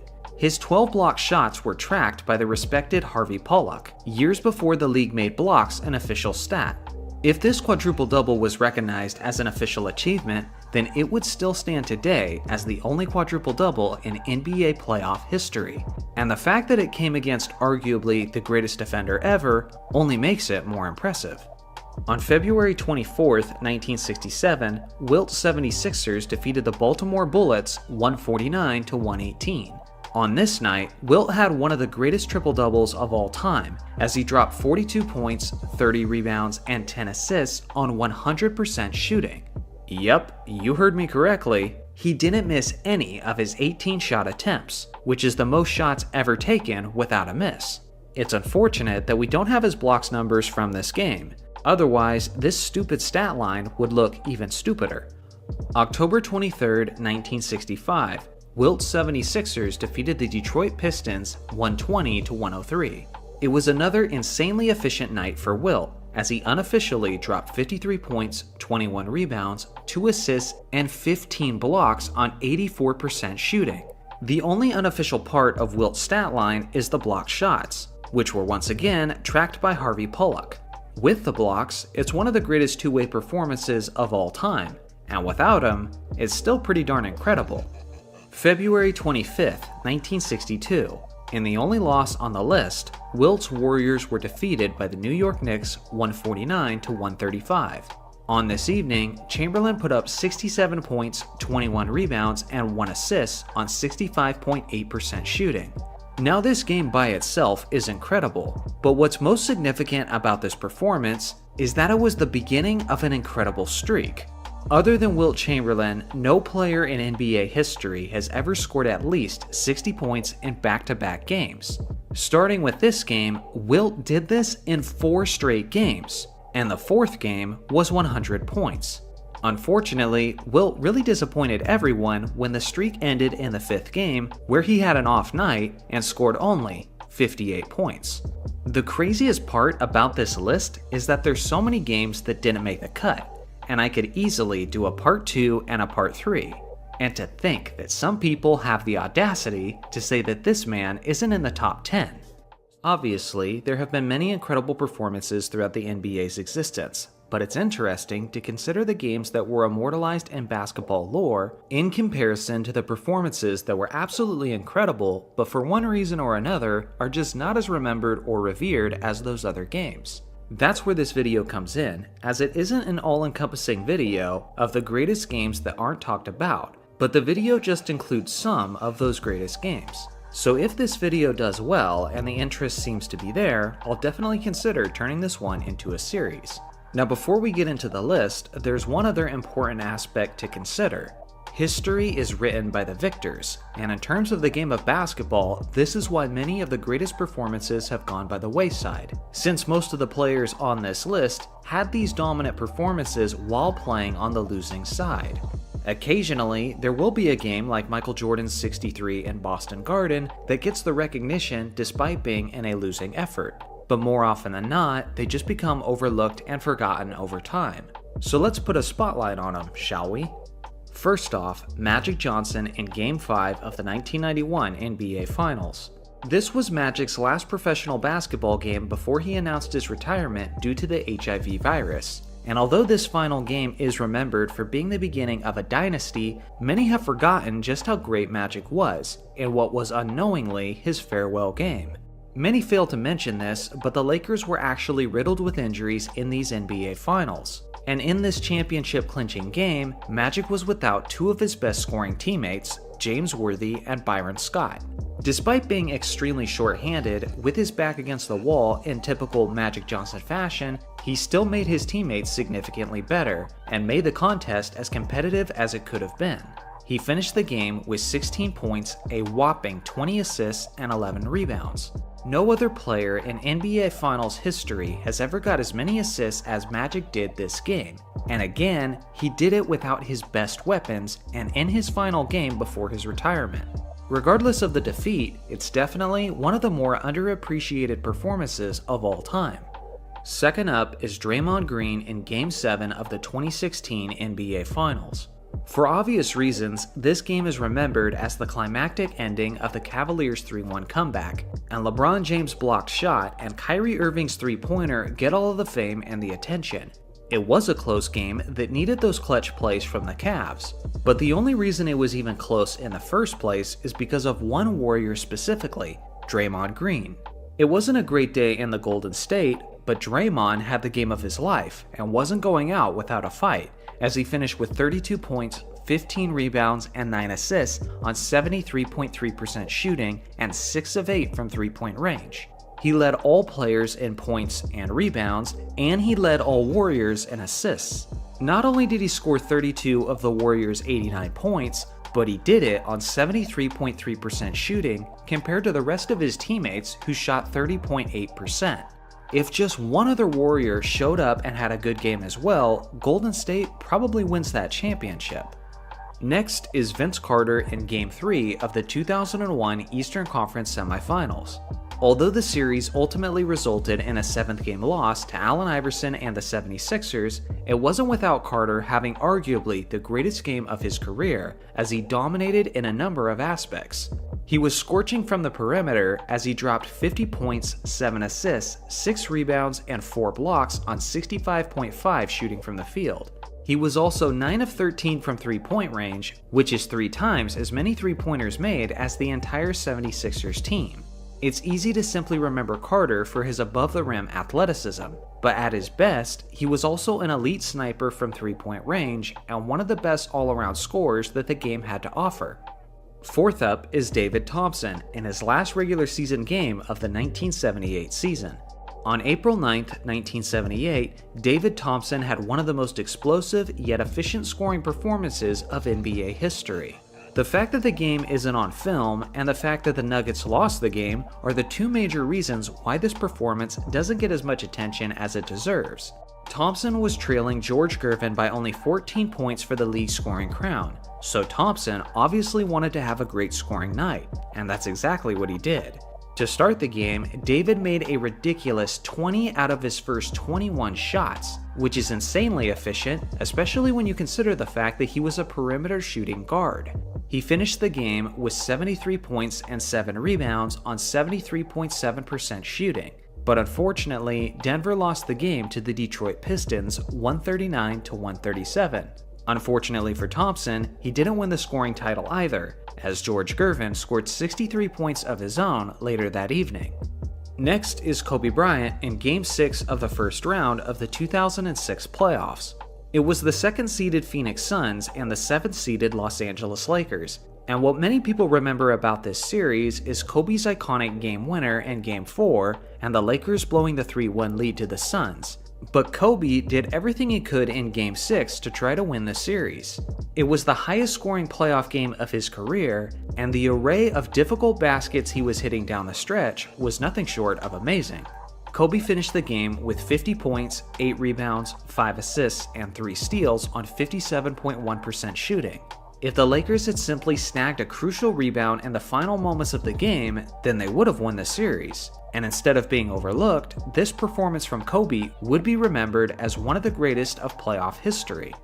Next on the list is John Stockton in Game 5 of the 1988 Western Conference Semifinals.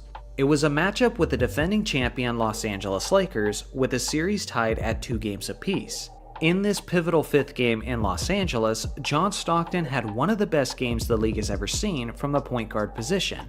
He played all 48 minutes for his Jazz and poured in 23 points, 24 assists, 3 rebounds, and 5 steals on 50% shooting. His 24 assists is tied with Magic Johnson for the most assists ever accumulated in an NBA playoff game. Despite his heroic effort, it still wasn't enough to defeat the star-studded Lakers, as Michael Cooper hit the game-winning jumper with just seconds remaining, with a final score of 111-109. 7th on the list is Rajon Rondo in Game 2 of the 2012 Eastern Conference Finals. This series is obviously remembered for LeBron's evil face, and the way he dominated Game 6 in what was arguably his greatest playoff game of his career. The Miami Heat ultimately won the series in 7 games, despite Boston's best shot. Many people forget that the best player in this series wasn't any of the Celtics' famous Big Three, but it was actually their starting point, as Rondo had himself quite a ball game in Game 2 in Miami, where he dropped 44 points, 10 assists, 8 rebounds, and 3 steals on 75.1 true shooting percentage.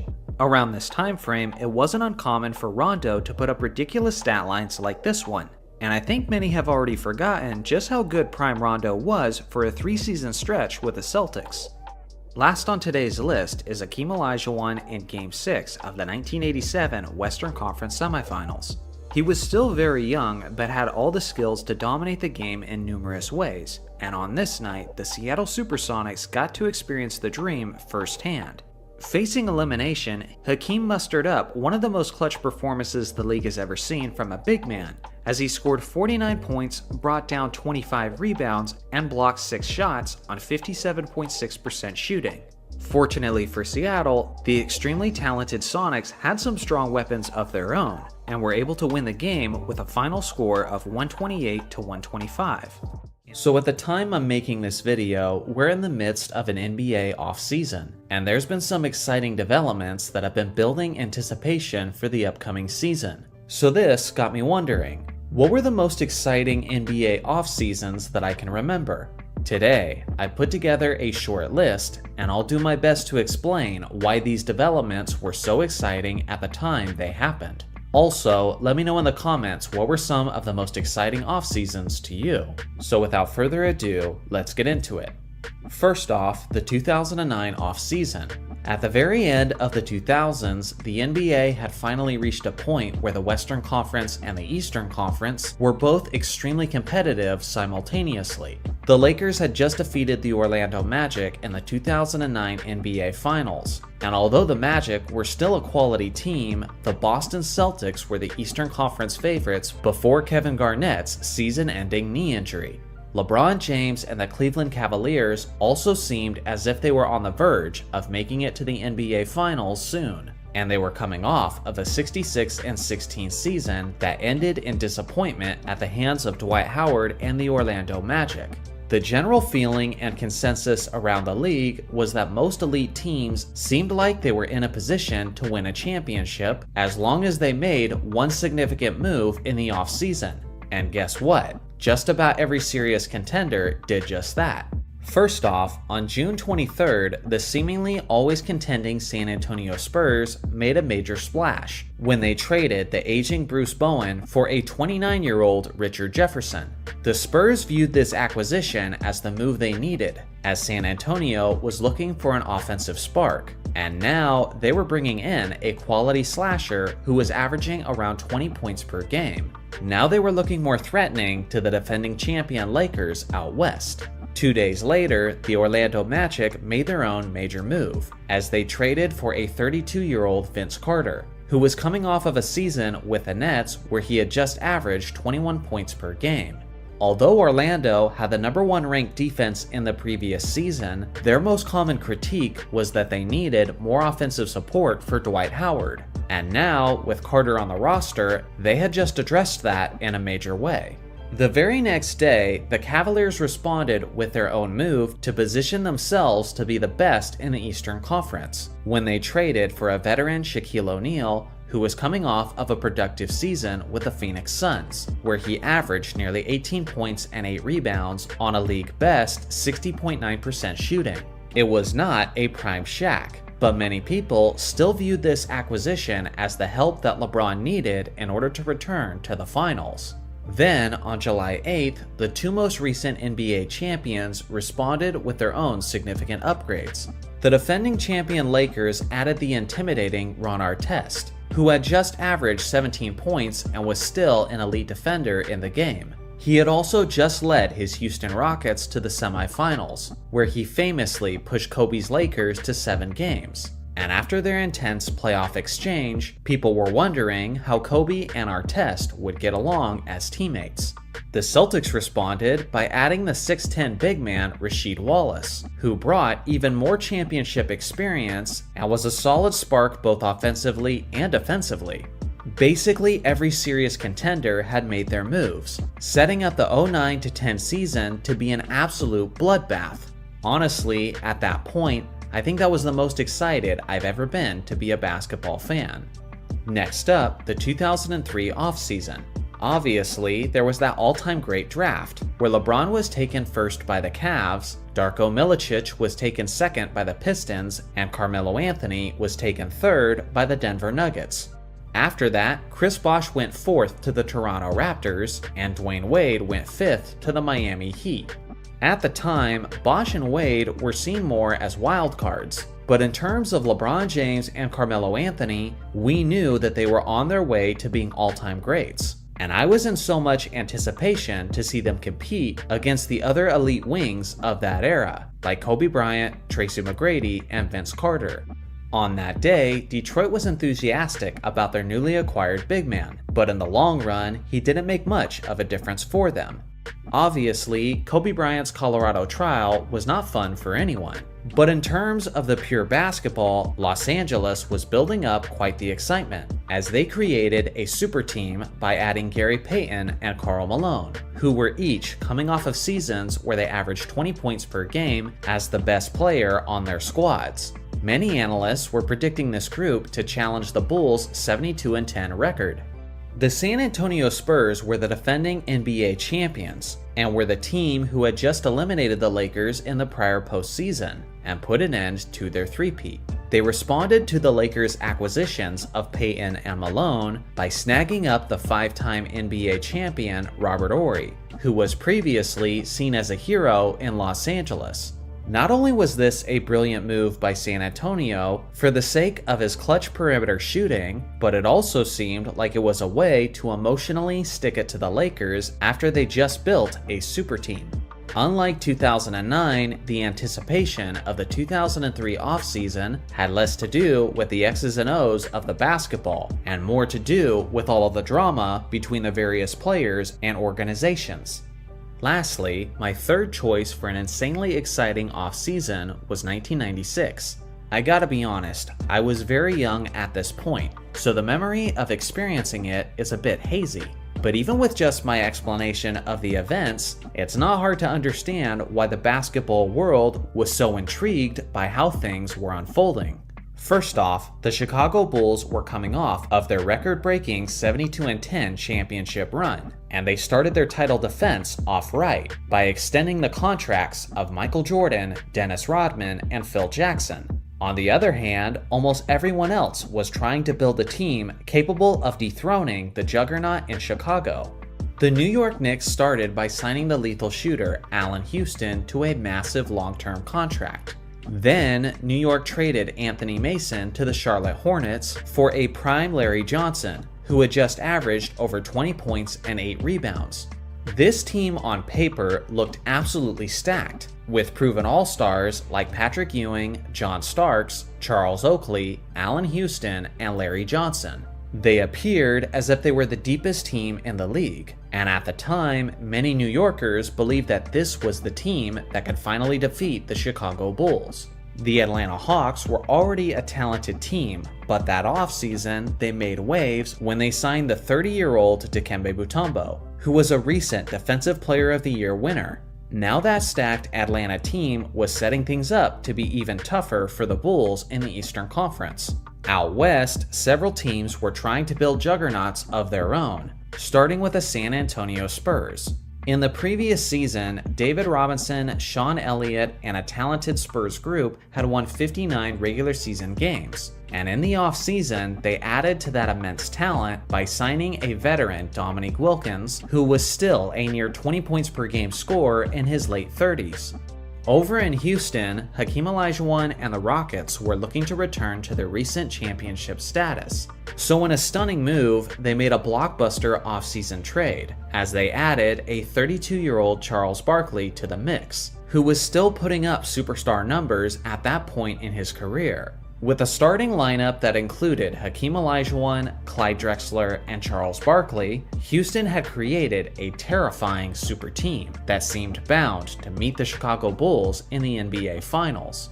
The Lakers did not have a super team, but they still made the biggest splash of that offseason by luring Shaquille O'Neal away from the Orlando Magic and signing him to a massive contract. On top of that, there was the NBA draft, where the Lakers traded for a young kid straight out of high school, Kobe Bryant. Sure, we had no idea just how good this kid would become, but even then, there was still much excitement in Los Angeles for Kobe. Even outside of Bryant, the '96 draft was one of the most hyped and highly anticipated drafts of all time. Obviously, over time, we realized that initial excitement was well-deserved, as this became arguably the greatest draft class in the history of the NBA. Scottie Maurice Pippen. To many people, he's the greatest Robin to ever play in the NBA, and others don't even think that title is positive enough, as they claim that the Bulls dynasty was more of a Superman and Batman type of dominance. When you look at the Bulls' 6 championships in 8 years, there's no question that Scottie was an integral part of their success, and that there's absolutely no way Jordan's legacy is what it is today without his 6'7" wingman by his side. But the thing that's often forgotten, overlooked, or just never realized is that Pippen had a lot of legacy-defining moments after Michael Jordan retired from the Bulls in 1998, and I think the twilight of his career is significantly more fascinating than most people realize. After the Bulls had their last dance season, winning their 6th championship ring in franchise history, general management was determined to head in another direction and prove that they could rebuild the organization into a younger championship contender. As a result, Phil Jackson was given the door, Michael Jordan retired, and a 33-year-old Scottie Pippen was traded to the Houston Rockets in exchange for Roy Rogers and a second-round draft pick. In hindsight, this was one of the worst trades in Bulls history, as Rodgers and the second-round draft pick never amounted to much of anything. On the other hand, Pippen was heading to Houston, where he was joining a starting lineup that included Hakeem Olajuwon and Charles Barkley. Now sure, when you look at an image of these 3 legends in the same uniform, it certainly looks like a super team. But before you completely jump to that conclusion, it's important to know the context of that situation. Charles Barkley was 35 years old and was not in the shape that he once was. Hakeem Olajuwon was nowhere close to his peak form, as he was 36 years old and had only played 47 games in the previous season due to injuries. Before Pippen joined, the Barkley, Drexler, and Olajuwon-led Rockets only had a 41-41 record in the 97-98 season, and they were eliminated out of the first round of the playoffs. Hypothetically, at an earlier time, a trio of Barkley, Olajuwon, and Pippen may have been one of the greatest teams of all time. But at this point, Pippen was basically joining a retirement home for NBA superstars. The 98-99 season was also a lockout-shortened season, with what I believe was the most grueling schedule in league history. Because the league took so long to agree upon a collective bargaining agreement, regular season games didn't start until February 5th of 1999. This meant that teams had to play 50 games in just 90 days. Quite often, teams had to play games on back-to-back-to-back nights. At one point, Houston had played 9 games in just 13 days. This non-stop schedule was going to be especially brutal on an older team like the Houston Rockets. With that being said, the Stars put in their best efforts, as Pippen and Olajuwon played all 50 games, and Barkley played 40 out of the 50 games. Throughout the regular season, Pippen averaged 14.5 points, 6.5 rebounds, 5.9 assists, and 2 steals on 43.2% shooting, which was reduced numbers from his previous season in Chicago. But some of that may have been because of the fact that he had to share the ball with more offensively minded stars in Houston. He provided the team some fast break basketball and was the anchor of the squad's perimeter defense, which is why he earned a first-team All-Defense selection. The Rockets finished the regular season with a 31-19 record, securing the 5th seed in the Western Conference playoffs. In the first round, they were going up against a much younger Lakers team, led by Shaquille O'Neal and Kobe Bryant. This is where things first got weird for Scotty's career after Jordan. In this specific series, Scotty light of his career and the best playoff game of his career. Houston narrowly lost Game 1 with a final score of 101-100, but Pippen did his part, putting up 14 points, 10 rebounds, and 8 assists. But in Game 2 in Los Angeles, the Lakers were on fire from the field, while Scotty couldn't get anything going as he scored just 3 points on 0 of 7 shooting from the field. After this performance, the narrative was beginning to swirl in the media that Pippen had reached the end of his productive career. With his abilities in question and in a 0-2 hole against a younger squad, Pippen responded like the proven champion that he is, and in Game 3, he completely took over, as a helpless Kobe Bryant could do nothing to slow him down. Scotty dropped a playoff career high of 37 points and added 13 rebounds and 4 assists on 44.4% shooting, as he played all 48 minutes. He did all of that while a superstar teammate Hakeem Olajuwon only scored 5 points on 2 of 12 shooting. This resulted in a much-needed blowout victory for Houston. But in Game 4, the Lakers handled their business, closing out the series in the 4th game. Scotty attempted to go down fighting, and although he filled up the stat sheet, he didn't do it very efficiently, as he had 19 points, 17 rebounds, 5 assists, and 2 steals, on only 6 of 23 shooting. At the conclusion of that season, a frustrated Scotty requested a trade, and part of that frustration was because of his poor relationship with Charles Barkley behind the scenes. Later on, Barkley expressed his thoughts on Pippen requesting a trade, saying, "For him to want to leave after 1 year, it disappointed me greatly. The Rockets went out of their way to get Scotty, and the fans have treated him well, so I was just disappointed in him." To this, Pippen responded publicly by saying, "I wouldn't give Charles Barkley an apology at gunpoint. He can never expect an apology from me. If anything, he owes me an apology for coming to play with his fat butt." Well, he said he would never apologize. Not even at gunpoint. But as you know, I always carry a gun with me. So there is a chance. There's a chance. An all-around productive player, as he played all 82 games, averaging 12 points, 6 rebounds, 5 assists, and 1.4 steals on 45% shooting. He was also honored on the NBA's second all-defensive team. With a well-rounded, remarkably deep roster, the Portland Trail Blazers finished the regular season with a 59-23 record, which was good enough for the second-best record in the entire league, behind only Shaq and Kobe's Lakers. At that time, heading into the playoffs, everyone believed that these two Western Conference powerhouses were on a collision course to meet in the West Finals, but that was yet to be seen. In the first round against Kevin Garnett and the Minnesota Timberwolves, Pippen led his team in points, rebounds, and steals as they comfortably eliminated the Wolves in just 4 games. Then in the semifinals against Stockton and Malone of the Utah Jazz, Pippen led the Blazers in assists and steals, while eliminating the Jazz in just 5 games. Now the stage was set for the Lakers and Blazers, as Pippen was going up against his former championship-winning head coach. At this point in history, the Western Conference was considered to be much stronger than the East, and the belief was that whoever won this series out West would easily go on to prevail as NBA champions in the finals. In Los Angeles, the Lakers convincingly won Game 1, regardless of the fact that Pippen dropped a solid 19, 11, and 5.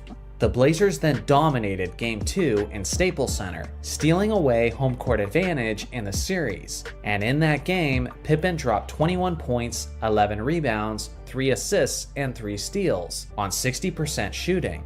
Then stunningly, the Lakers won Games 3 and 4 in Portland, taking a demanding 3-1 lead in the series. Up to that point, no team had ever come back from a 3-1 deficit in the Western Conference Finals, so everyone was basically assuming that this was coronation time for the Lakers. But the Blazers had other plans, and showed their fighting spirit. In a do-or-die fifth game, Pippen showed up with a clutch performance, leading the Blazers in scoring while being a menace defensively. On the night, Pippen dropped 22 points, 6 rebounds, 3 assists, 6 steals, and 4 blocks on 67% shooting, resulting in a 96-88 victory. Then, back in their building for Game 6, the Blazers convincingly controlled the game, forcing a Game 7 in Los Angeles with a final score of 103-93. Under Scottie Pippen's leadership, the Blazers were just one game away from completing one of the greatest comebacks in playoff history, but they were going to have to do it in Los Angeles. The Blazers had the momentum on their side, and that continued after the tip-off of Game 7.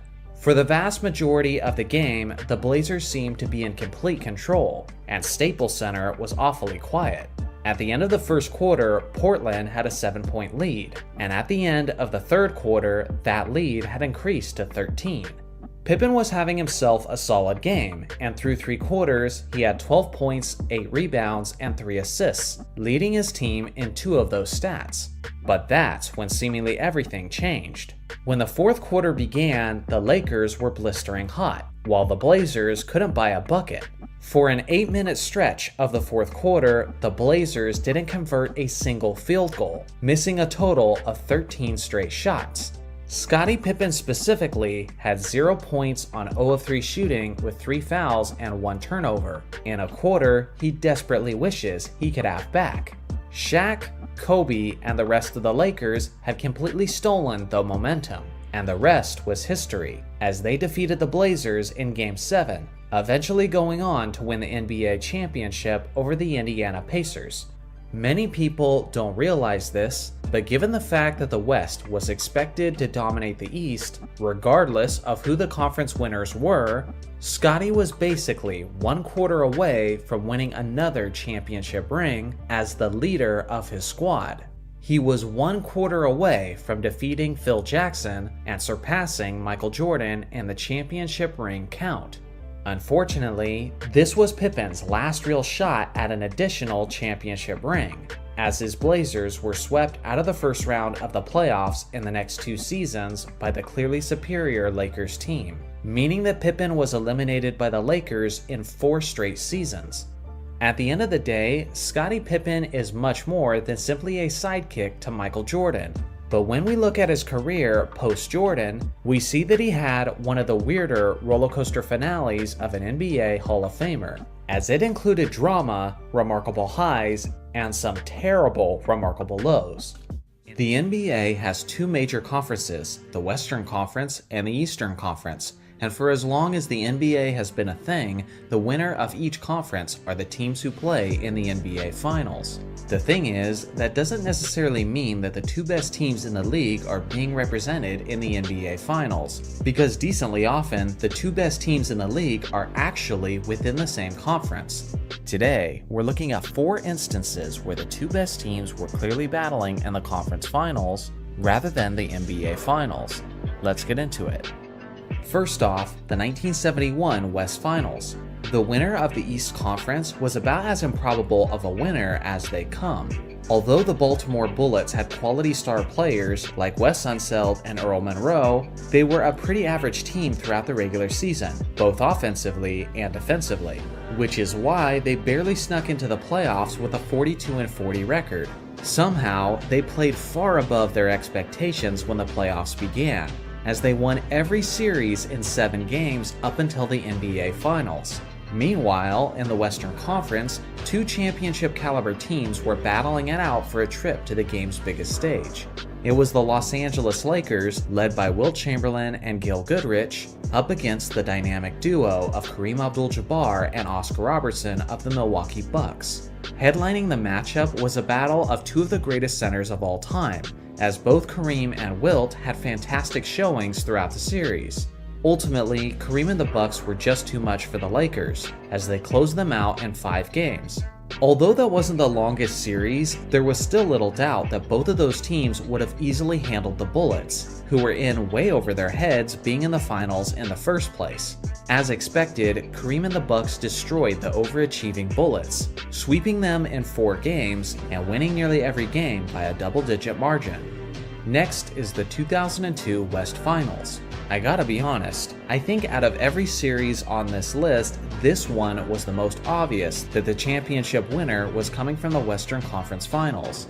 The New Jersey Nets were a solid team, but at this point in history, it was widely recognized that the Western Conference as a whole was far superior to the East. The Western Conference Finals were a matchup between the Sacramento Kings and the defending champion Los Angeles Lakers. At the time, these two teams had a fierce rivalry, and throughout the regular season, it was basically a foregone conclusion amongst basketball circles that these two teams would meet up in the West Finals. The Kings had won 61 games throughout the regular season, and the Lakers had won 58 as a third seed. Meanwhile, the New Jersey Nets won only 52 games throughout the regular season, yet they had the best record in the entire Eastern Conference by a couple of games. That should tell you all you need to know about the disparity between the East and the West during that era. The Lakers and Kings series was an absolute classic, but it was also a series mired with controversy. At the end of the day, the Lakers won the series in overtime of the 7th game, and we all knew what would happen next. In the finals, the Lakers took their victory lap by sweeping the New Jersey Nets in 4 games, confirming what we all basically knew before the playoffs even started. Next up, the 2009 West Finals. That season, the winner of the Eastern Conference was the Dwight Howard-led Orlando Magic. And although they were a solid team, their road to the finals was a bit easier than it should have been, considering how the defending champion Boston Celtics lost their superstar Kevin Garnett to a knee injury before the playoffs began. If it wasn't for the injury, everyone would have expected a finals rematch between the Lakers and the Celtics in the finals. Now, the Western Conference Finals was a matchup between the motivated Los Angeles Lakers and the extremely hot Denver Nuggets. Now, the Magic did have a better record than the Denver Nuggets, as the Magic won 59 games throughout the regular season, while the Nuggets won only 54. But you have to consider that the Magic were playing a majority of their games against a weaker Eastern Conference, while the Nuggets were battling it out with a much tougher West. The other part you have to consider is how the Nuggets were building team chemistry throughout the season.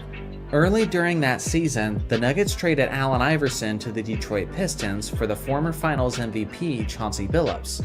Although Iverson was certainly the bigger name, Billups was the better fit. The thing is, Denver had to build their chemistry throughout the season, but by the time the playoffs had rolled along, they were one of the hottest teams in the entire league. Kobe and Carmelo had epic individual battles throughout the West Finals, and at that point, everyone seemed to recognize that whoever won this series was going to win the NBA championship. Well, you guys know how this played out. Kobe and the Lakers won the series in 6 hard-fought games and advanced to the NBA Finals. And as expected, they made quick work of the vastly inferior Orlando Magic, comfortably winning in only 5 games. Lastly is the 2018 Western Conference Finals. For LeBron James fans, this season is remembered fondly for James's incredible effort throughout the regular season and the postseason, carrying his Cavs to the NBA Finals. Most people recognize how the Eastern Conference was weaker during this time, which aided LeBron's trip to the finals. Regardless, his incredible run was still impressive.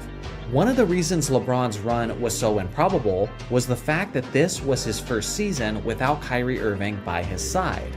When you look at that Cavs roster from top to bottom, anyone who knows basketball could see how they didn't have the same level of talent as the top 2 teams in the Western Conference. Those squads were the juggernaut Golden State Warriors and the 65-17 Houston Rockets. This is recent enough history that you guys probably know all of the details. Houston and Golden State had an epic 7-game series that looked like either team was capable of winning. Although the Warriors did end up closing out the series in the decisive 7th game, the Rockets' starting point guard and their second best player, Chris Paul, suffered a season-ending injury in the 5th game with the series tied at 2 games apiece. With Paul out of the lineup, the Rockets were incapable of reaching their ceiling, which ultimately led to the Warriors closing it out. The Warriors then went on to sweep LeBron James and the Cleveland Cavaliers in the NBA Finals. And in Game 1, it took one of the greatest performances of LeBron's life to even keep the game close. Not only do I believe the championship was decided in the West Finals, but the Rockets also won both of their regular season matchups against Cleveland that year by an average margin of 18 points. Whether it would have been the Rockets or the Warriors, I think either team would have made quick work of Cleveland in 2018. For as long as the NBA has been in existence, star players have been making their mark on the league with what we call signature moves.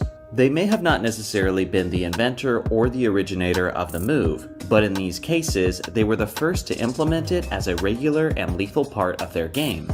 The thing is, for very deep three, I'll admit it's not common for a player to willingly take three-point shots several feet beyond the line, especially in the 90s. But with that being said, it's with regularity in Phoenix. Not as often as players in the modern game, of course, but it was often enough for it to be seen as his own signature move. Many of Marley's bombs were also provided in clutch moments, where his team absolutely needed each point. Although I truly believe that Marley was the pioneer of this, there was a few other players who would do it occasionally as well, like Portland's Rasheed Wallace, Vince Carter, and even Kobe Bryant with his heat check shots. Second up is Dirk Nowitzki and the Dirk Fade. Dirk Nowitzki's fadeaway jumper has become iconic, and given the fact that he's a 7-footer, it's one of the most difficult shots to defend of basketball history. Stylistically, it's very different from the fadeaways of guys like Michael Jordan and Kobe Bryant. But with that being said, he still wasn't the first player to regularly implement this style into his jump shot. Decades before Dirk ever played his first professional game, Wilton Norman Chamberlain was scoring over the top of centers with that style of a fadeaway. Contrary to popular belief, this was a pretty common method of scoring from Wilt, as it was not only well known among his peers, but there's also entire compilation videos on YouTube of Wilt making these shots. Seeing how he had an extremely high release point, how he's 7 foot 1 inches tall with a 7 foot 8 inch wingspan, and how he had an elite vertical leap, Wilt bolstered arguably the most indefensible fadeaway that the game has ever seen. Even in his prime, when Chamberlain was averaging 50 points a game, many of those baskets were coming from his Dirk-like fadeaway on a nightly basis. Next is Kareem Abdul-Jabbar and the skyhook shot. Speaking of difficult shots to defend, one of the rarest and most famous came from the Lakers captain, Kareem Abdul-Jabbar. The skyhook shot usually comes from a player who plays the center position, and with its sky-high release point, there's very little the opposing player can do to alter it.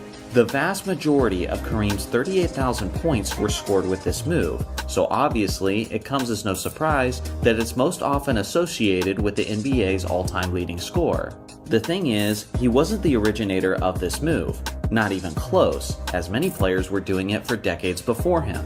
The first superstar to incorporate it into his game and use it with extreme lethality was the first Lakers legend, George Mikan. Not only did the 6'10" big man win numerous championships as the Lakers' leader, but he was also the man who frequently carried the team offensively, and the bread and butter of his offensive arsenal was his skyhook shot. If I haven't yet made my point of just how powerful and integral this shot was to his game, consider this. For 3 straight years, Mikan led the league in scoring with a near 30 points per game average, and he did this at a time when entire teams were averaging around 80 points per night. It was Mikan's dominant skyhook that made that kind of an offensive impact possible. Next is Isaiah Ryder and the East Bay Funk Dunk. The between-the-legs dunk has become a staple of the NBA dunk contest, and it doesn't appear to be leaving anytime soon. Players continuously try to find different variations of this dunk as a means to gain higher scores with the judges.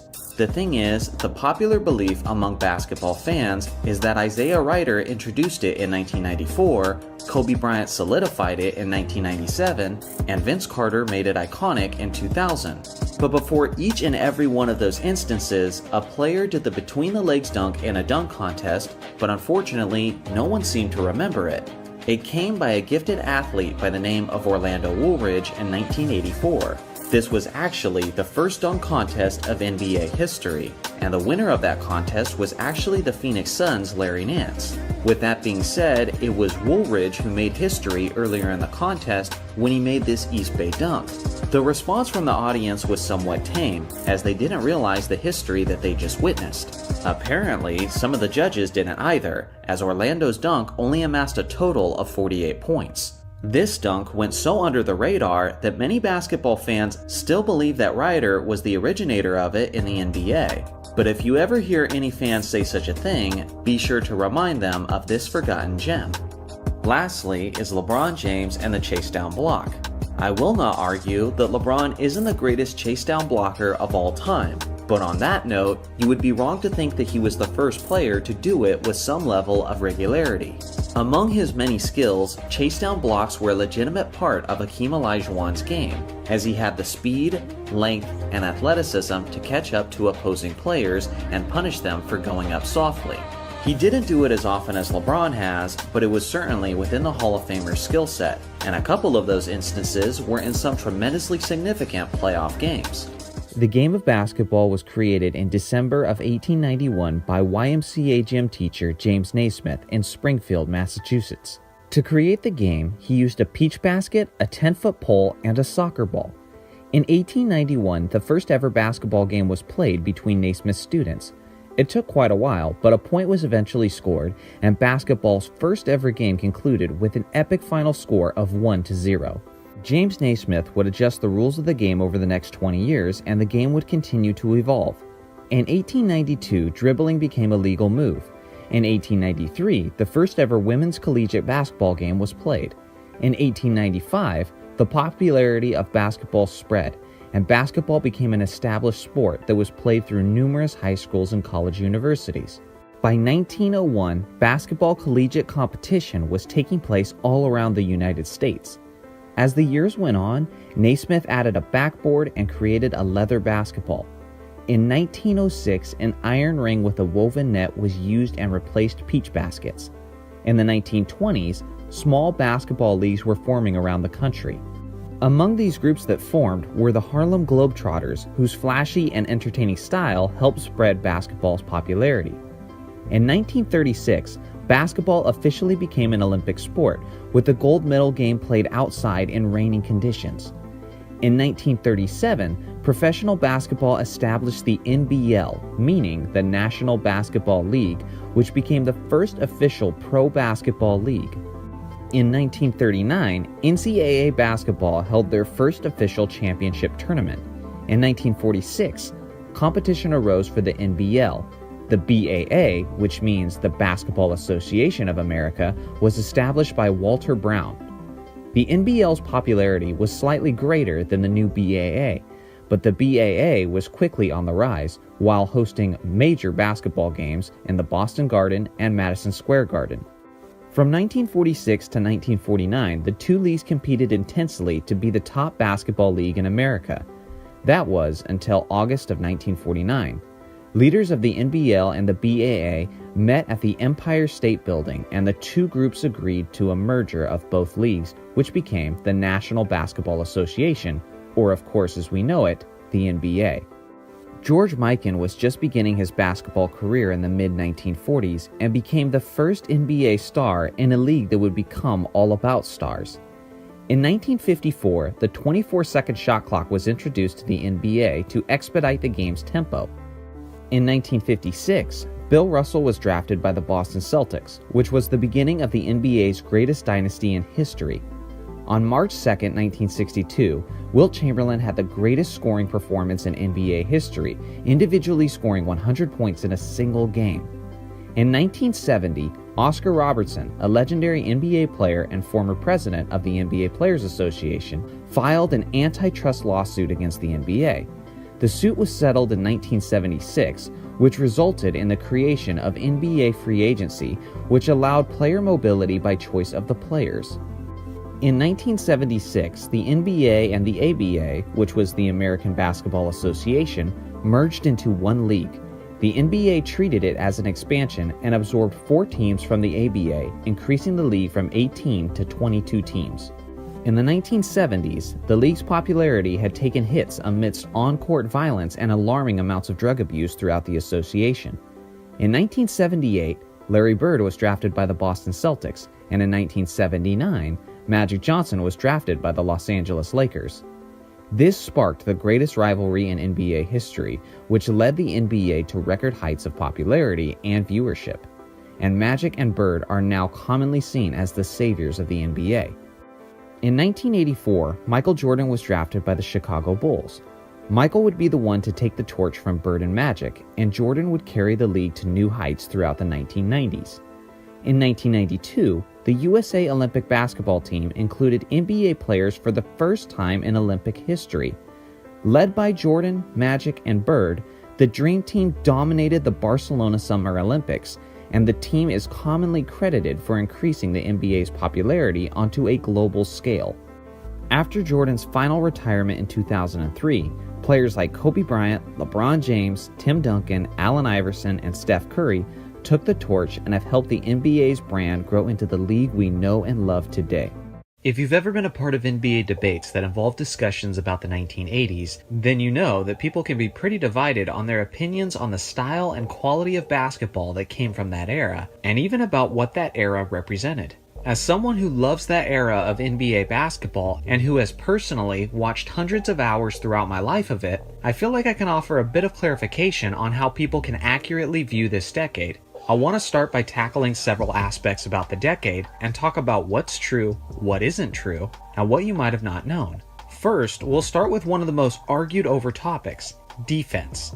The current perception of 80s defense depends on who you ask. If you ask a fan from an older generation, more often than not, they're going to tell you that defense was greater at that time, that back then, they played grown man defense. They would always punish each other physically back then, and nowadays, they can barely even touch each other. This is their narrative. But if you ask a lot of younger fans, they don't have to deal with the nostalgia bias, but they also have the disadvantage of not actually watching those games.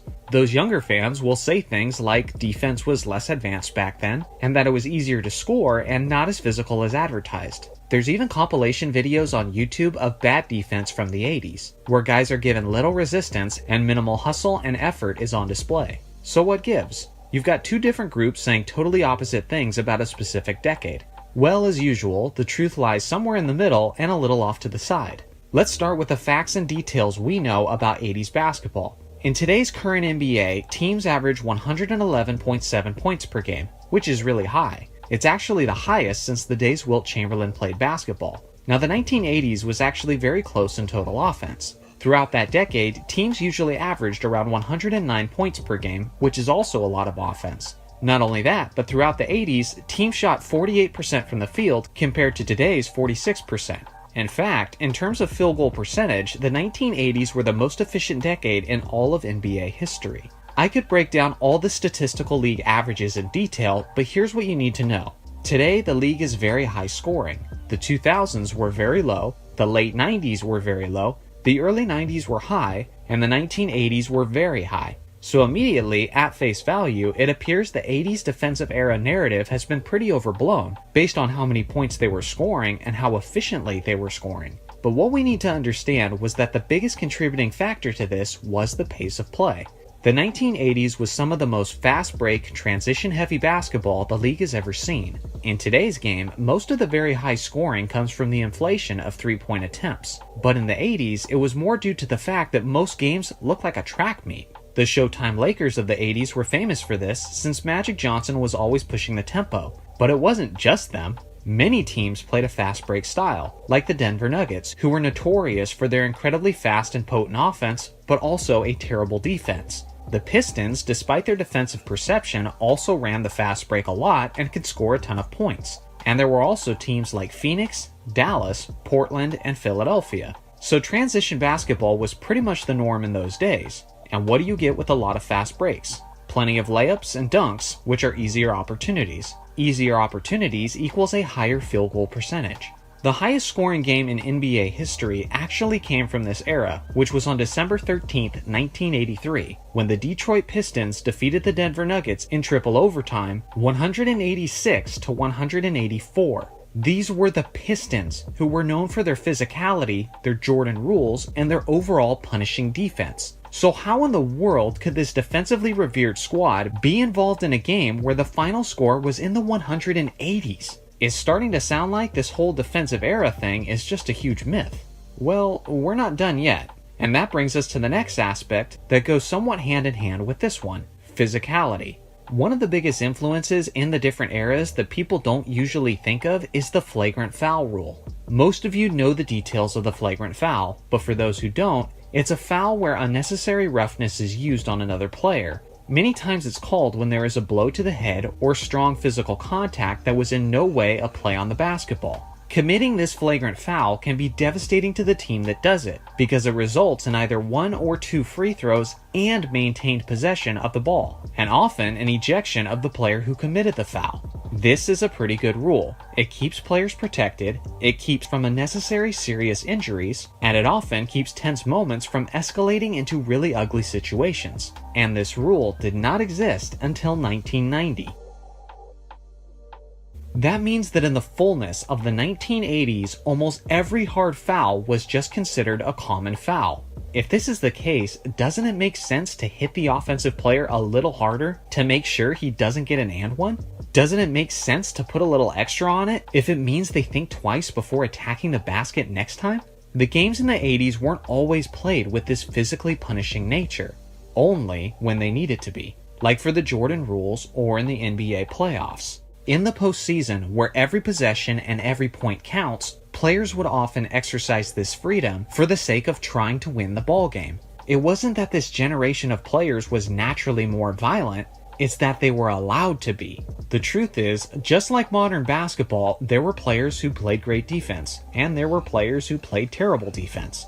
The key differences were the high-octane pace of play and the permissible hard fouls. In the 1980s, it was possible to have both a league where teams could score into the 120s and a league where games would become very physical and the style would change significantly. There was a term back in the day that was common among players, coaches, referees, and commentators: setting the tone. You don't hear it much anymore in today's game, but back then it was very important, and it essentially meant that they were coming out of the gates to start the game, setting the tone for the game's pace, style, and physicality. Nowadays, the game is much more consistent in terms of its style and physicality, because the rules have become much more clear on what is acceptable and what's not, what is permissible contact and what isn't. In the 80s, it was easier for players to control the game and more difficult for the referees to control the game, because pretty much anything goes. For example, it was common for teams like the Celtics and Pistons to be even more physical in matchups with the Lakers, trying to take them out of their finesse style of basketball. They came out of the gates setting the tone, and oftentimes,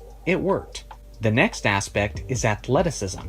You've heard it, and I've heard it. The idea that players back then were slower, weaker, and smaller than modern-day athletes. Is it somewhat accurate? Probably. Is it also grossly exaggerated?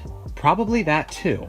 In the past 10 years of modern NBA basketball, the average height of the NBA player is 6 foot 7 inches tall and weighs 220.7 pounds. In the 10 years of the 1980s, the average height was also 6 foot 7 inches tall and the average weight was 207 pounds. So although they stood just as tall side to side to one another, the major difference was the weight of the players at nearly 14 pounds less. Simply put, this difference was usually made up of muscle mass. Modern players have an advantage with modern training methods, eating habits, and fitness routines. Guys in the 80s were simply skinnier, but many of them were still very athletic and had lean muscle. They just overall looked a little less physically imposing than today's players. This has partially led some newer fans to criticize this era when they're looking at some of the most non-threatening and least athletic players of the 80s. They'll say things like the league was packed with part-time plumbers and accountants. I hate it when people say this though, because it's easy to take small samples and condemn an entire era for it.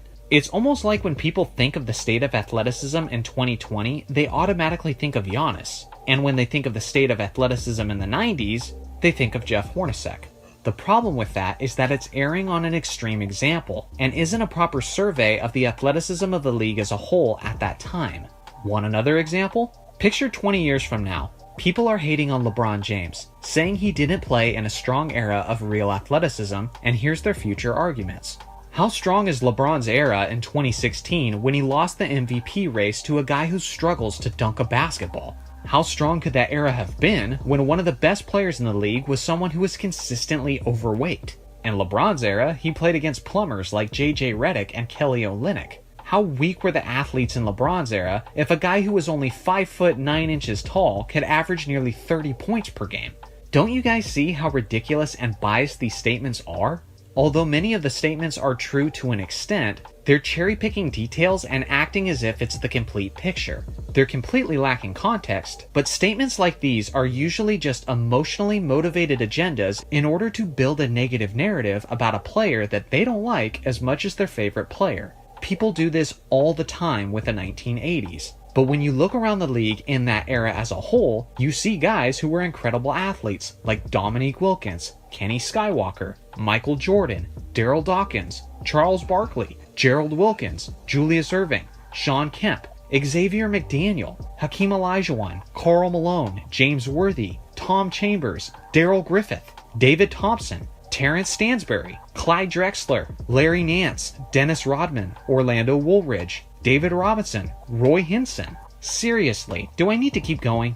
Many people are just too young or weren't watching at that time to know about a lot of the freakishly gifted athletes of the 1980s, just like how 20 to 30 years from now, many people won't know about many of the great athletes we watch in today's game. The final aspect is competition.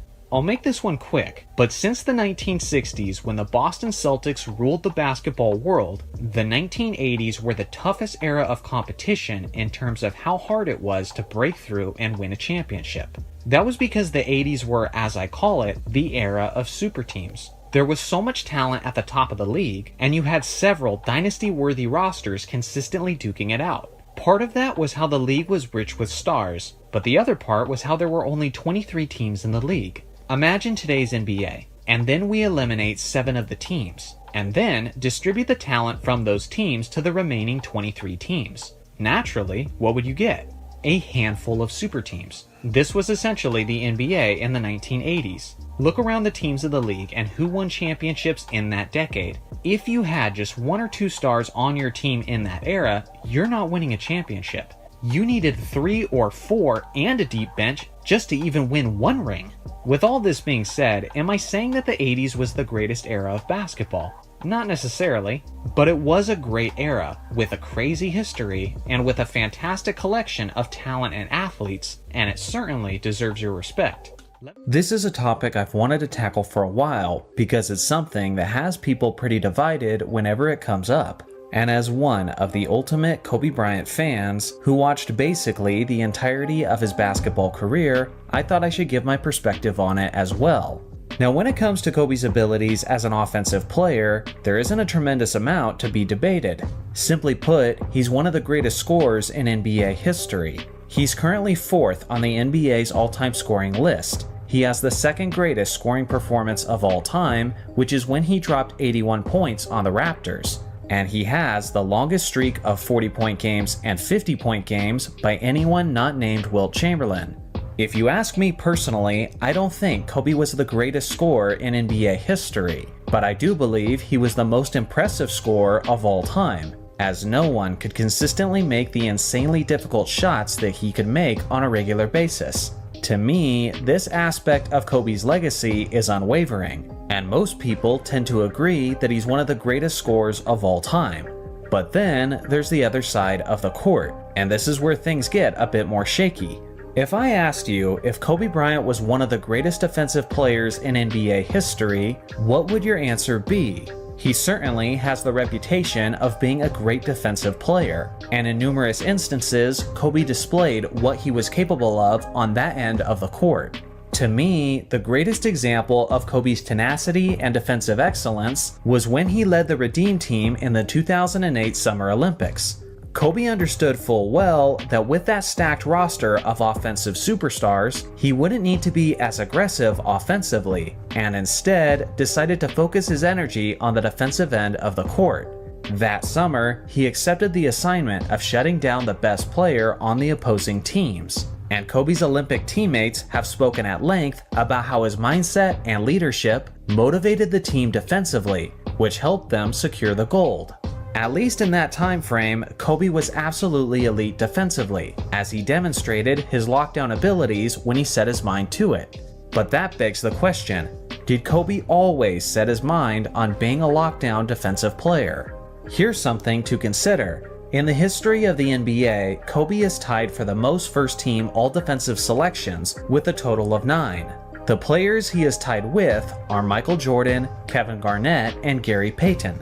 So based on that, some may consider him on the same level as those other defensive players. Well, the thing is, of the players in that group, Kobe is the only player who never won the Defensive Player of the Year award. Jordan won the award in 1988, Gary Payton won it in 1996, and Kevin Garnett won it in 2008. In fact, Kobe never finished higher than 3rd overall in the DPOY race, and other than that single season in 2000, he never finished higher than 5th. Now, some bring up the point that the all-defensive selections and the DPOY award is all based on voting by the media. So in a sense, there's no objective truth to a player being considered as better or worse based on those awards, because it all comes down to their opinions. While there is some truth to that point, you also have to consider the aspects that are less about opinions and more about the bottom line. For example, defensive statistics. Given how Jordan and Kobe have the same amount of first-team all-defensive selections, and Kobe actually has more defensive selections overall, let's focus a bit on a comparison between these two defensively, seeing how they both play at the same position and with similar styles. Jordan specialized as a defensive pickpocket. He was good at reading defenses and jumping the passing lanes. With his massive hands and with his tremendous strength, he was also very good at stripping the ball from the opposing ball handler. In Jordan's first 9 seasons before his retirement in 1993, he didn't have a single season where he didn't average at least 2 steals per game. In 3 of those seasons, he actually led the league in steals per game. On the other hand, Kobe only had 1 season in his 20-year career where he averaged at least 2 steals per game, and he never once led the league in that category. Despite the fact that Kobe played 5 more seasons and nearly 300 more games in his career, Jordan actually leads Bryant on the all-time steals list by nearly 600 steals. To put it simply, when it comes to forcing turnovers and stripping the ball from the opponent, MJ was on another level entirely. So let's look at another aspect of defense, blocking shots. Earlier in Kobe's career was when he was at his best as a shot blocker, which makes sense since his explosiveness and his vertical leap was at its greatest during his Froby days. With that being said, Kobe only had 1 season in his entire NBA career where he averaged at least 1 block per game, and that was a lockout-shortened season in 1999.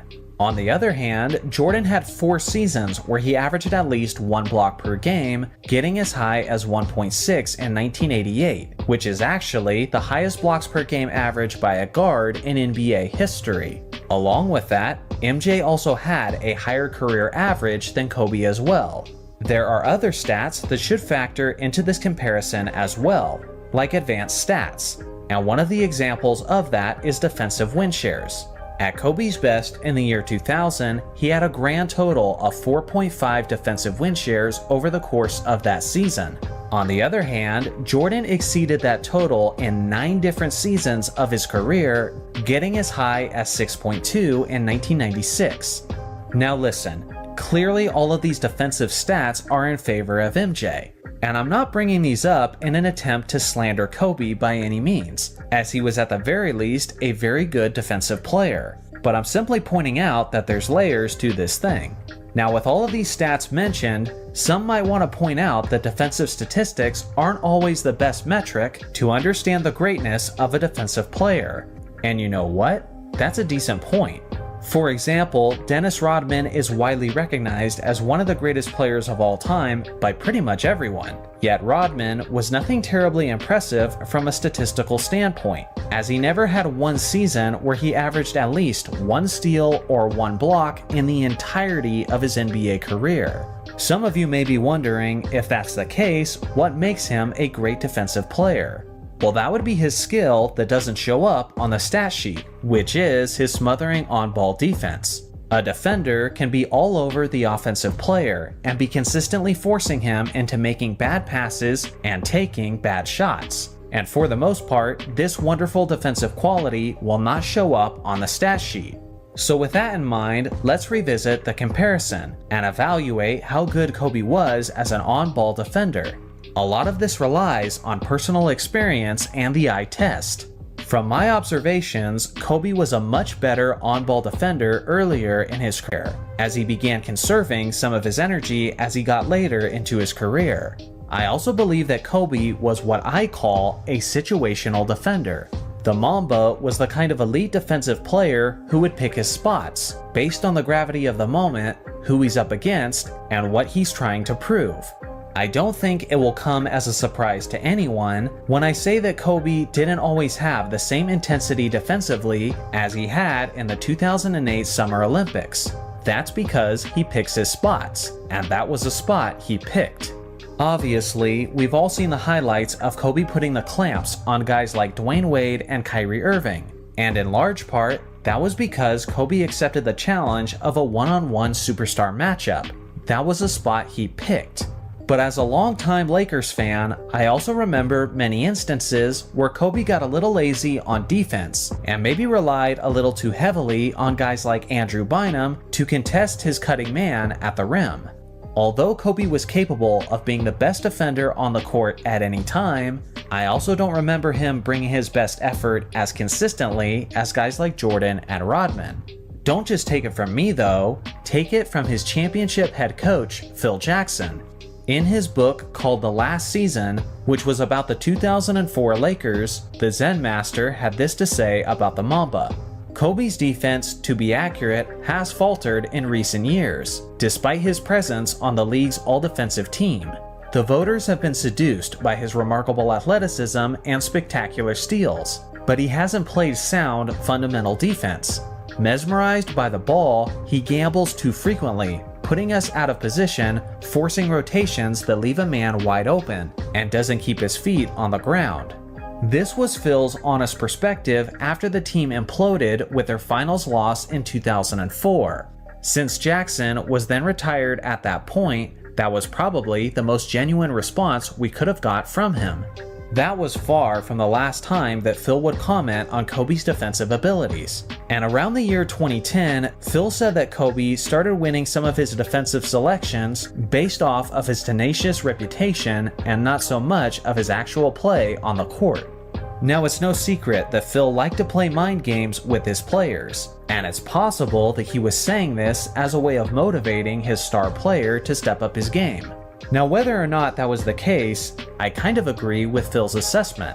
Although Kobe made a total of 12 all-defense teams, a total of 9 or 10 probably would have been more accurate, as it appeared clear to me that he had become vastly more selective about giving his best defensive efforts. So at the end of the day, where do I stand on Kobe's defensive abilities? Well, like I said before, he was a top defensive player who was capable of being the best defender on the court any given night, and many times he was. The problem with his defense, according to Phil Jackson and myself, is that Kobe wasn't as consistent as other great defenders, and he didn't have the longevity in that area either. In my own words, I would say that Kobe was a very, very good defensive player. But unlike some other Kobe fans, I think it's a step too far to say that he was one of the greatest defensive players of all time. Throughout the decades, there have been several superstar players who have dominated the league. And then, on the other hand, there have been other star players who became victims of that dominance. Today's video is about the NBA legends who ruined, or at the very least, greatly altered the legacy of another star player. And let me know in the comments what you think are some other examples. Without further ado, let's get into it. First off, Larry Bird, who ruined the legacy of Sidney Moncrief. All of you know who Larry Bird is. He was a 3-time NBA champion, a 3-time MVP, an all-around skillful threat everywhere on the court, and simply one of the top 10 greatest basketball players of all time. Let's be real, this 6'9" assassin doesn't need much more of an introduction.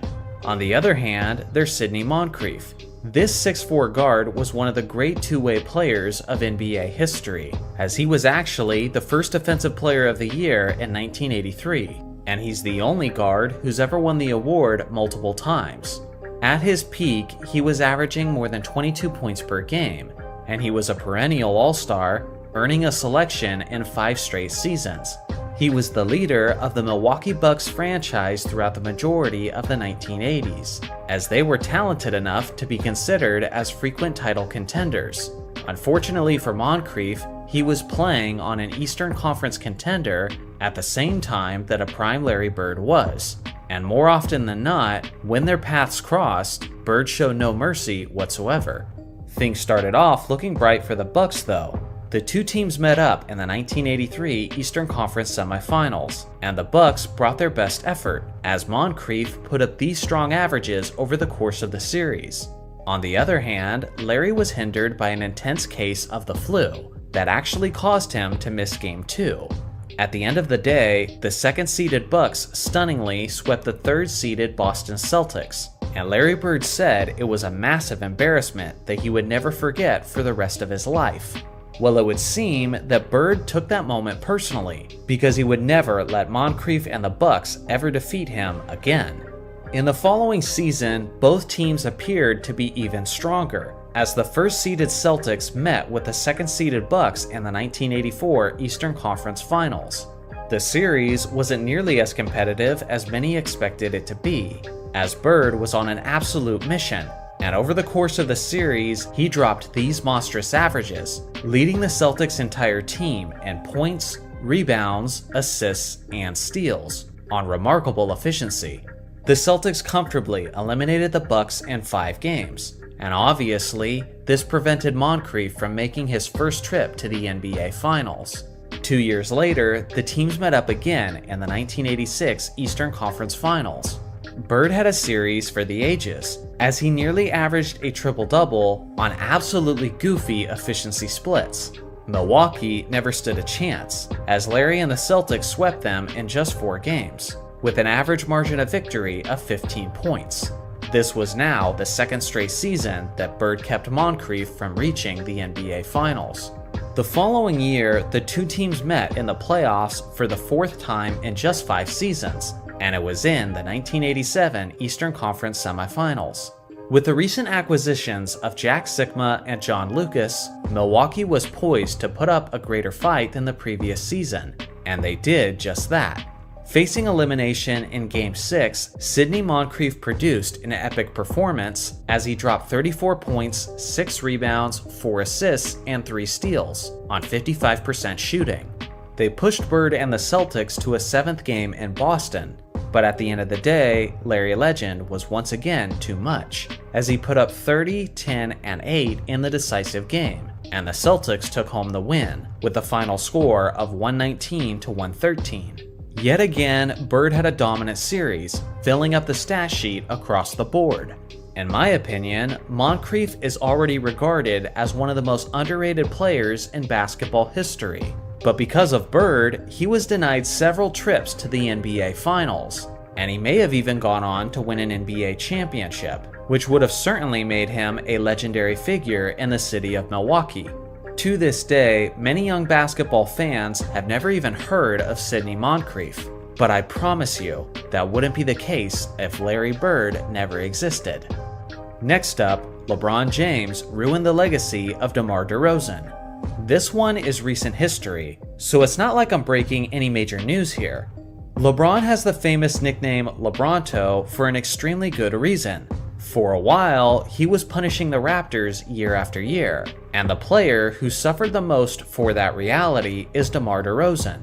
For a while, people were considering DeRozan for the title of the greatest Toronto Raptor in franchise history. But the thing is, since DeRozan was traded in the summer of 2018, Kyle Lowry and Kawhi Leonard became NBA champions with the organization, which was the franchise's first and only title ever. DeMar could have been the first superstar to lead Toronto to the NBA Finals, and potentially win a championship. But of course, LeBron got in the way, time and time again. It started in the 2016 Eastern Conference Finals, where the first-seeded Cavs were taking on the second-seeded Raptors. DeRozan had a solid series of his own, but it hardly mattered as LeBron efficiently dominated the series. They met up again the following year in the 2017 Eastern Conference semifinals, and somehow James was even stronger than the previous season. The Cavs convincingly swept the Raptors, with an average margin of victory of 15.3 points, and the main reason for that was the Kings' utter dominance, as he put up averages of 36 points, 8 rebounds, and 5 assists on 57% shooting. And just when you start to think that he's caused them enough misery, James did it again the following season. This time, his Cavs swept the Raptors out of the 2018 semifinals, even without Kyrie Irving. And LeBron did it in iconic fashion, as he averaged 34, 11, and 8 on 55% shooting over the course of the series. Without LeBron's impact, DeRozan would be known today as the man who first took the Toronto Raptors to the NBA Finals. And if DeRozan had done that, then the Raptors management likely never trades him to San Antonio for Kawhi Leonard in the first place, which means Leonard never wins the championship that ended up diminishing DeRozan's legacy. The LeBronto effect wasn't just a few seasons long, but for someone, it had an effect that will last for the entire duration of his career. Last on my list is Michael Jordan, who utterly ruined the legacy of Karl Malone. In my opinion, there is no greater example of a superstar player ruining the legacy of another star.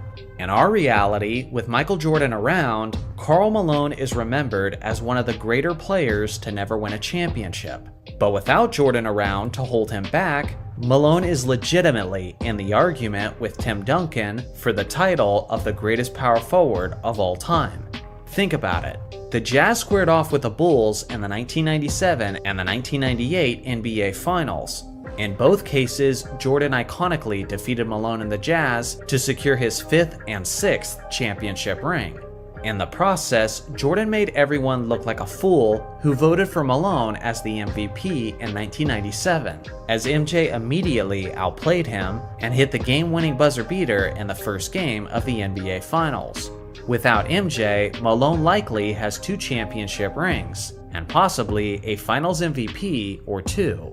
Without MJ, Malone would have finished with 2 league MVP awards instead of 1, which is a total that would have equaled him to the great Tim Duncan. Along with all that, in our reality, Karl Malone has no scoring titles on his resume, but this was entirely Michael Jordan's fault. If you eliminate Jordan out of the picture, then Malone would have won the scoring title in 1989, and in 1990, and in 1991,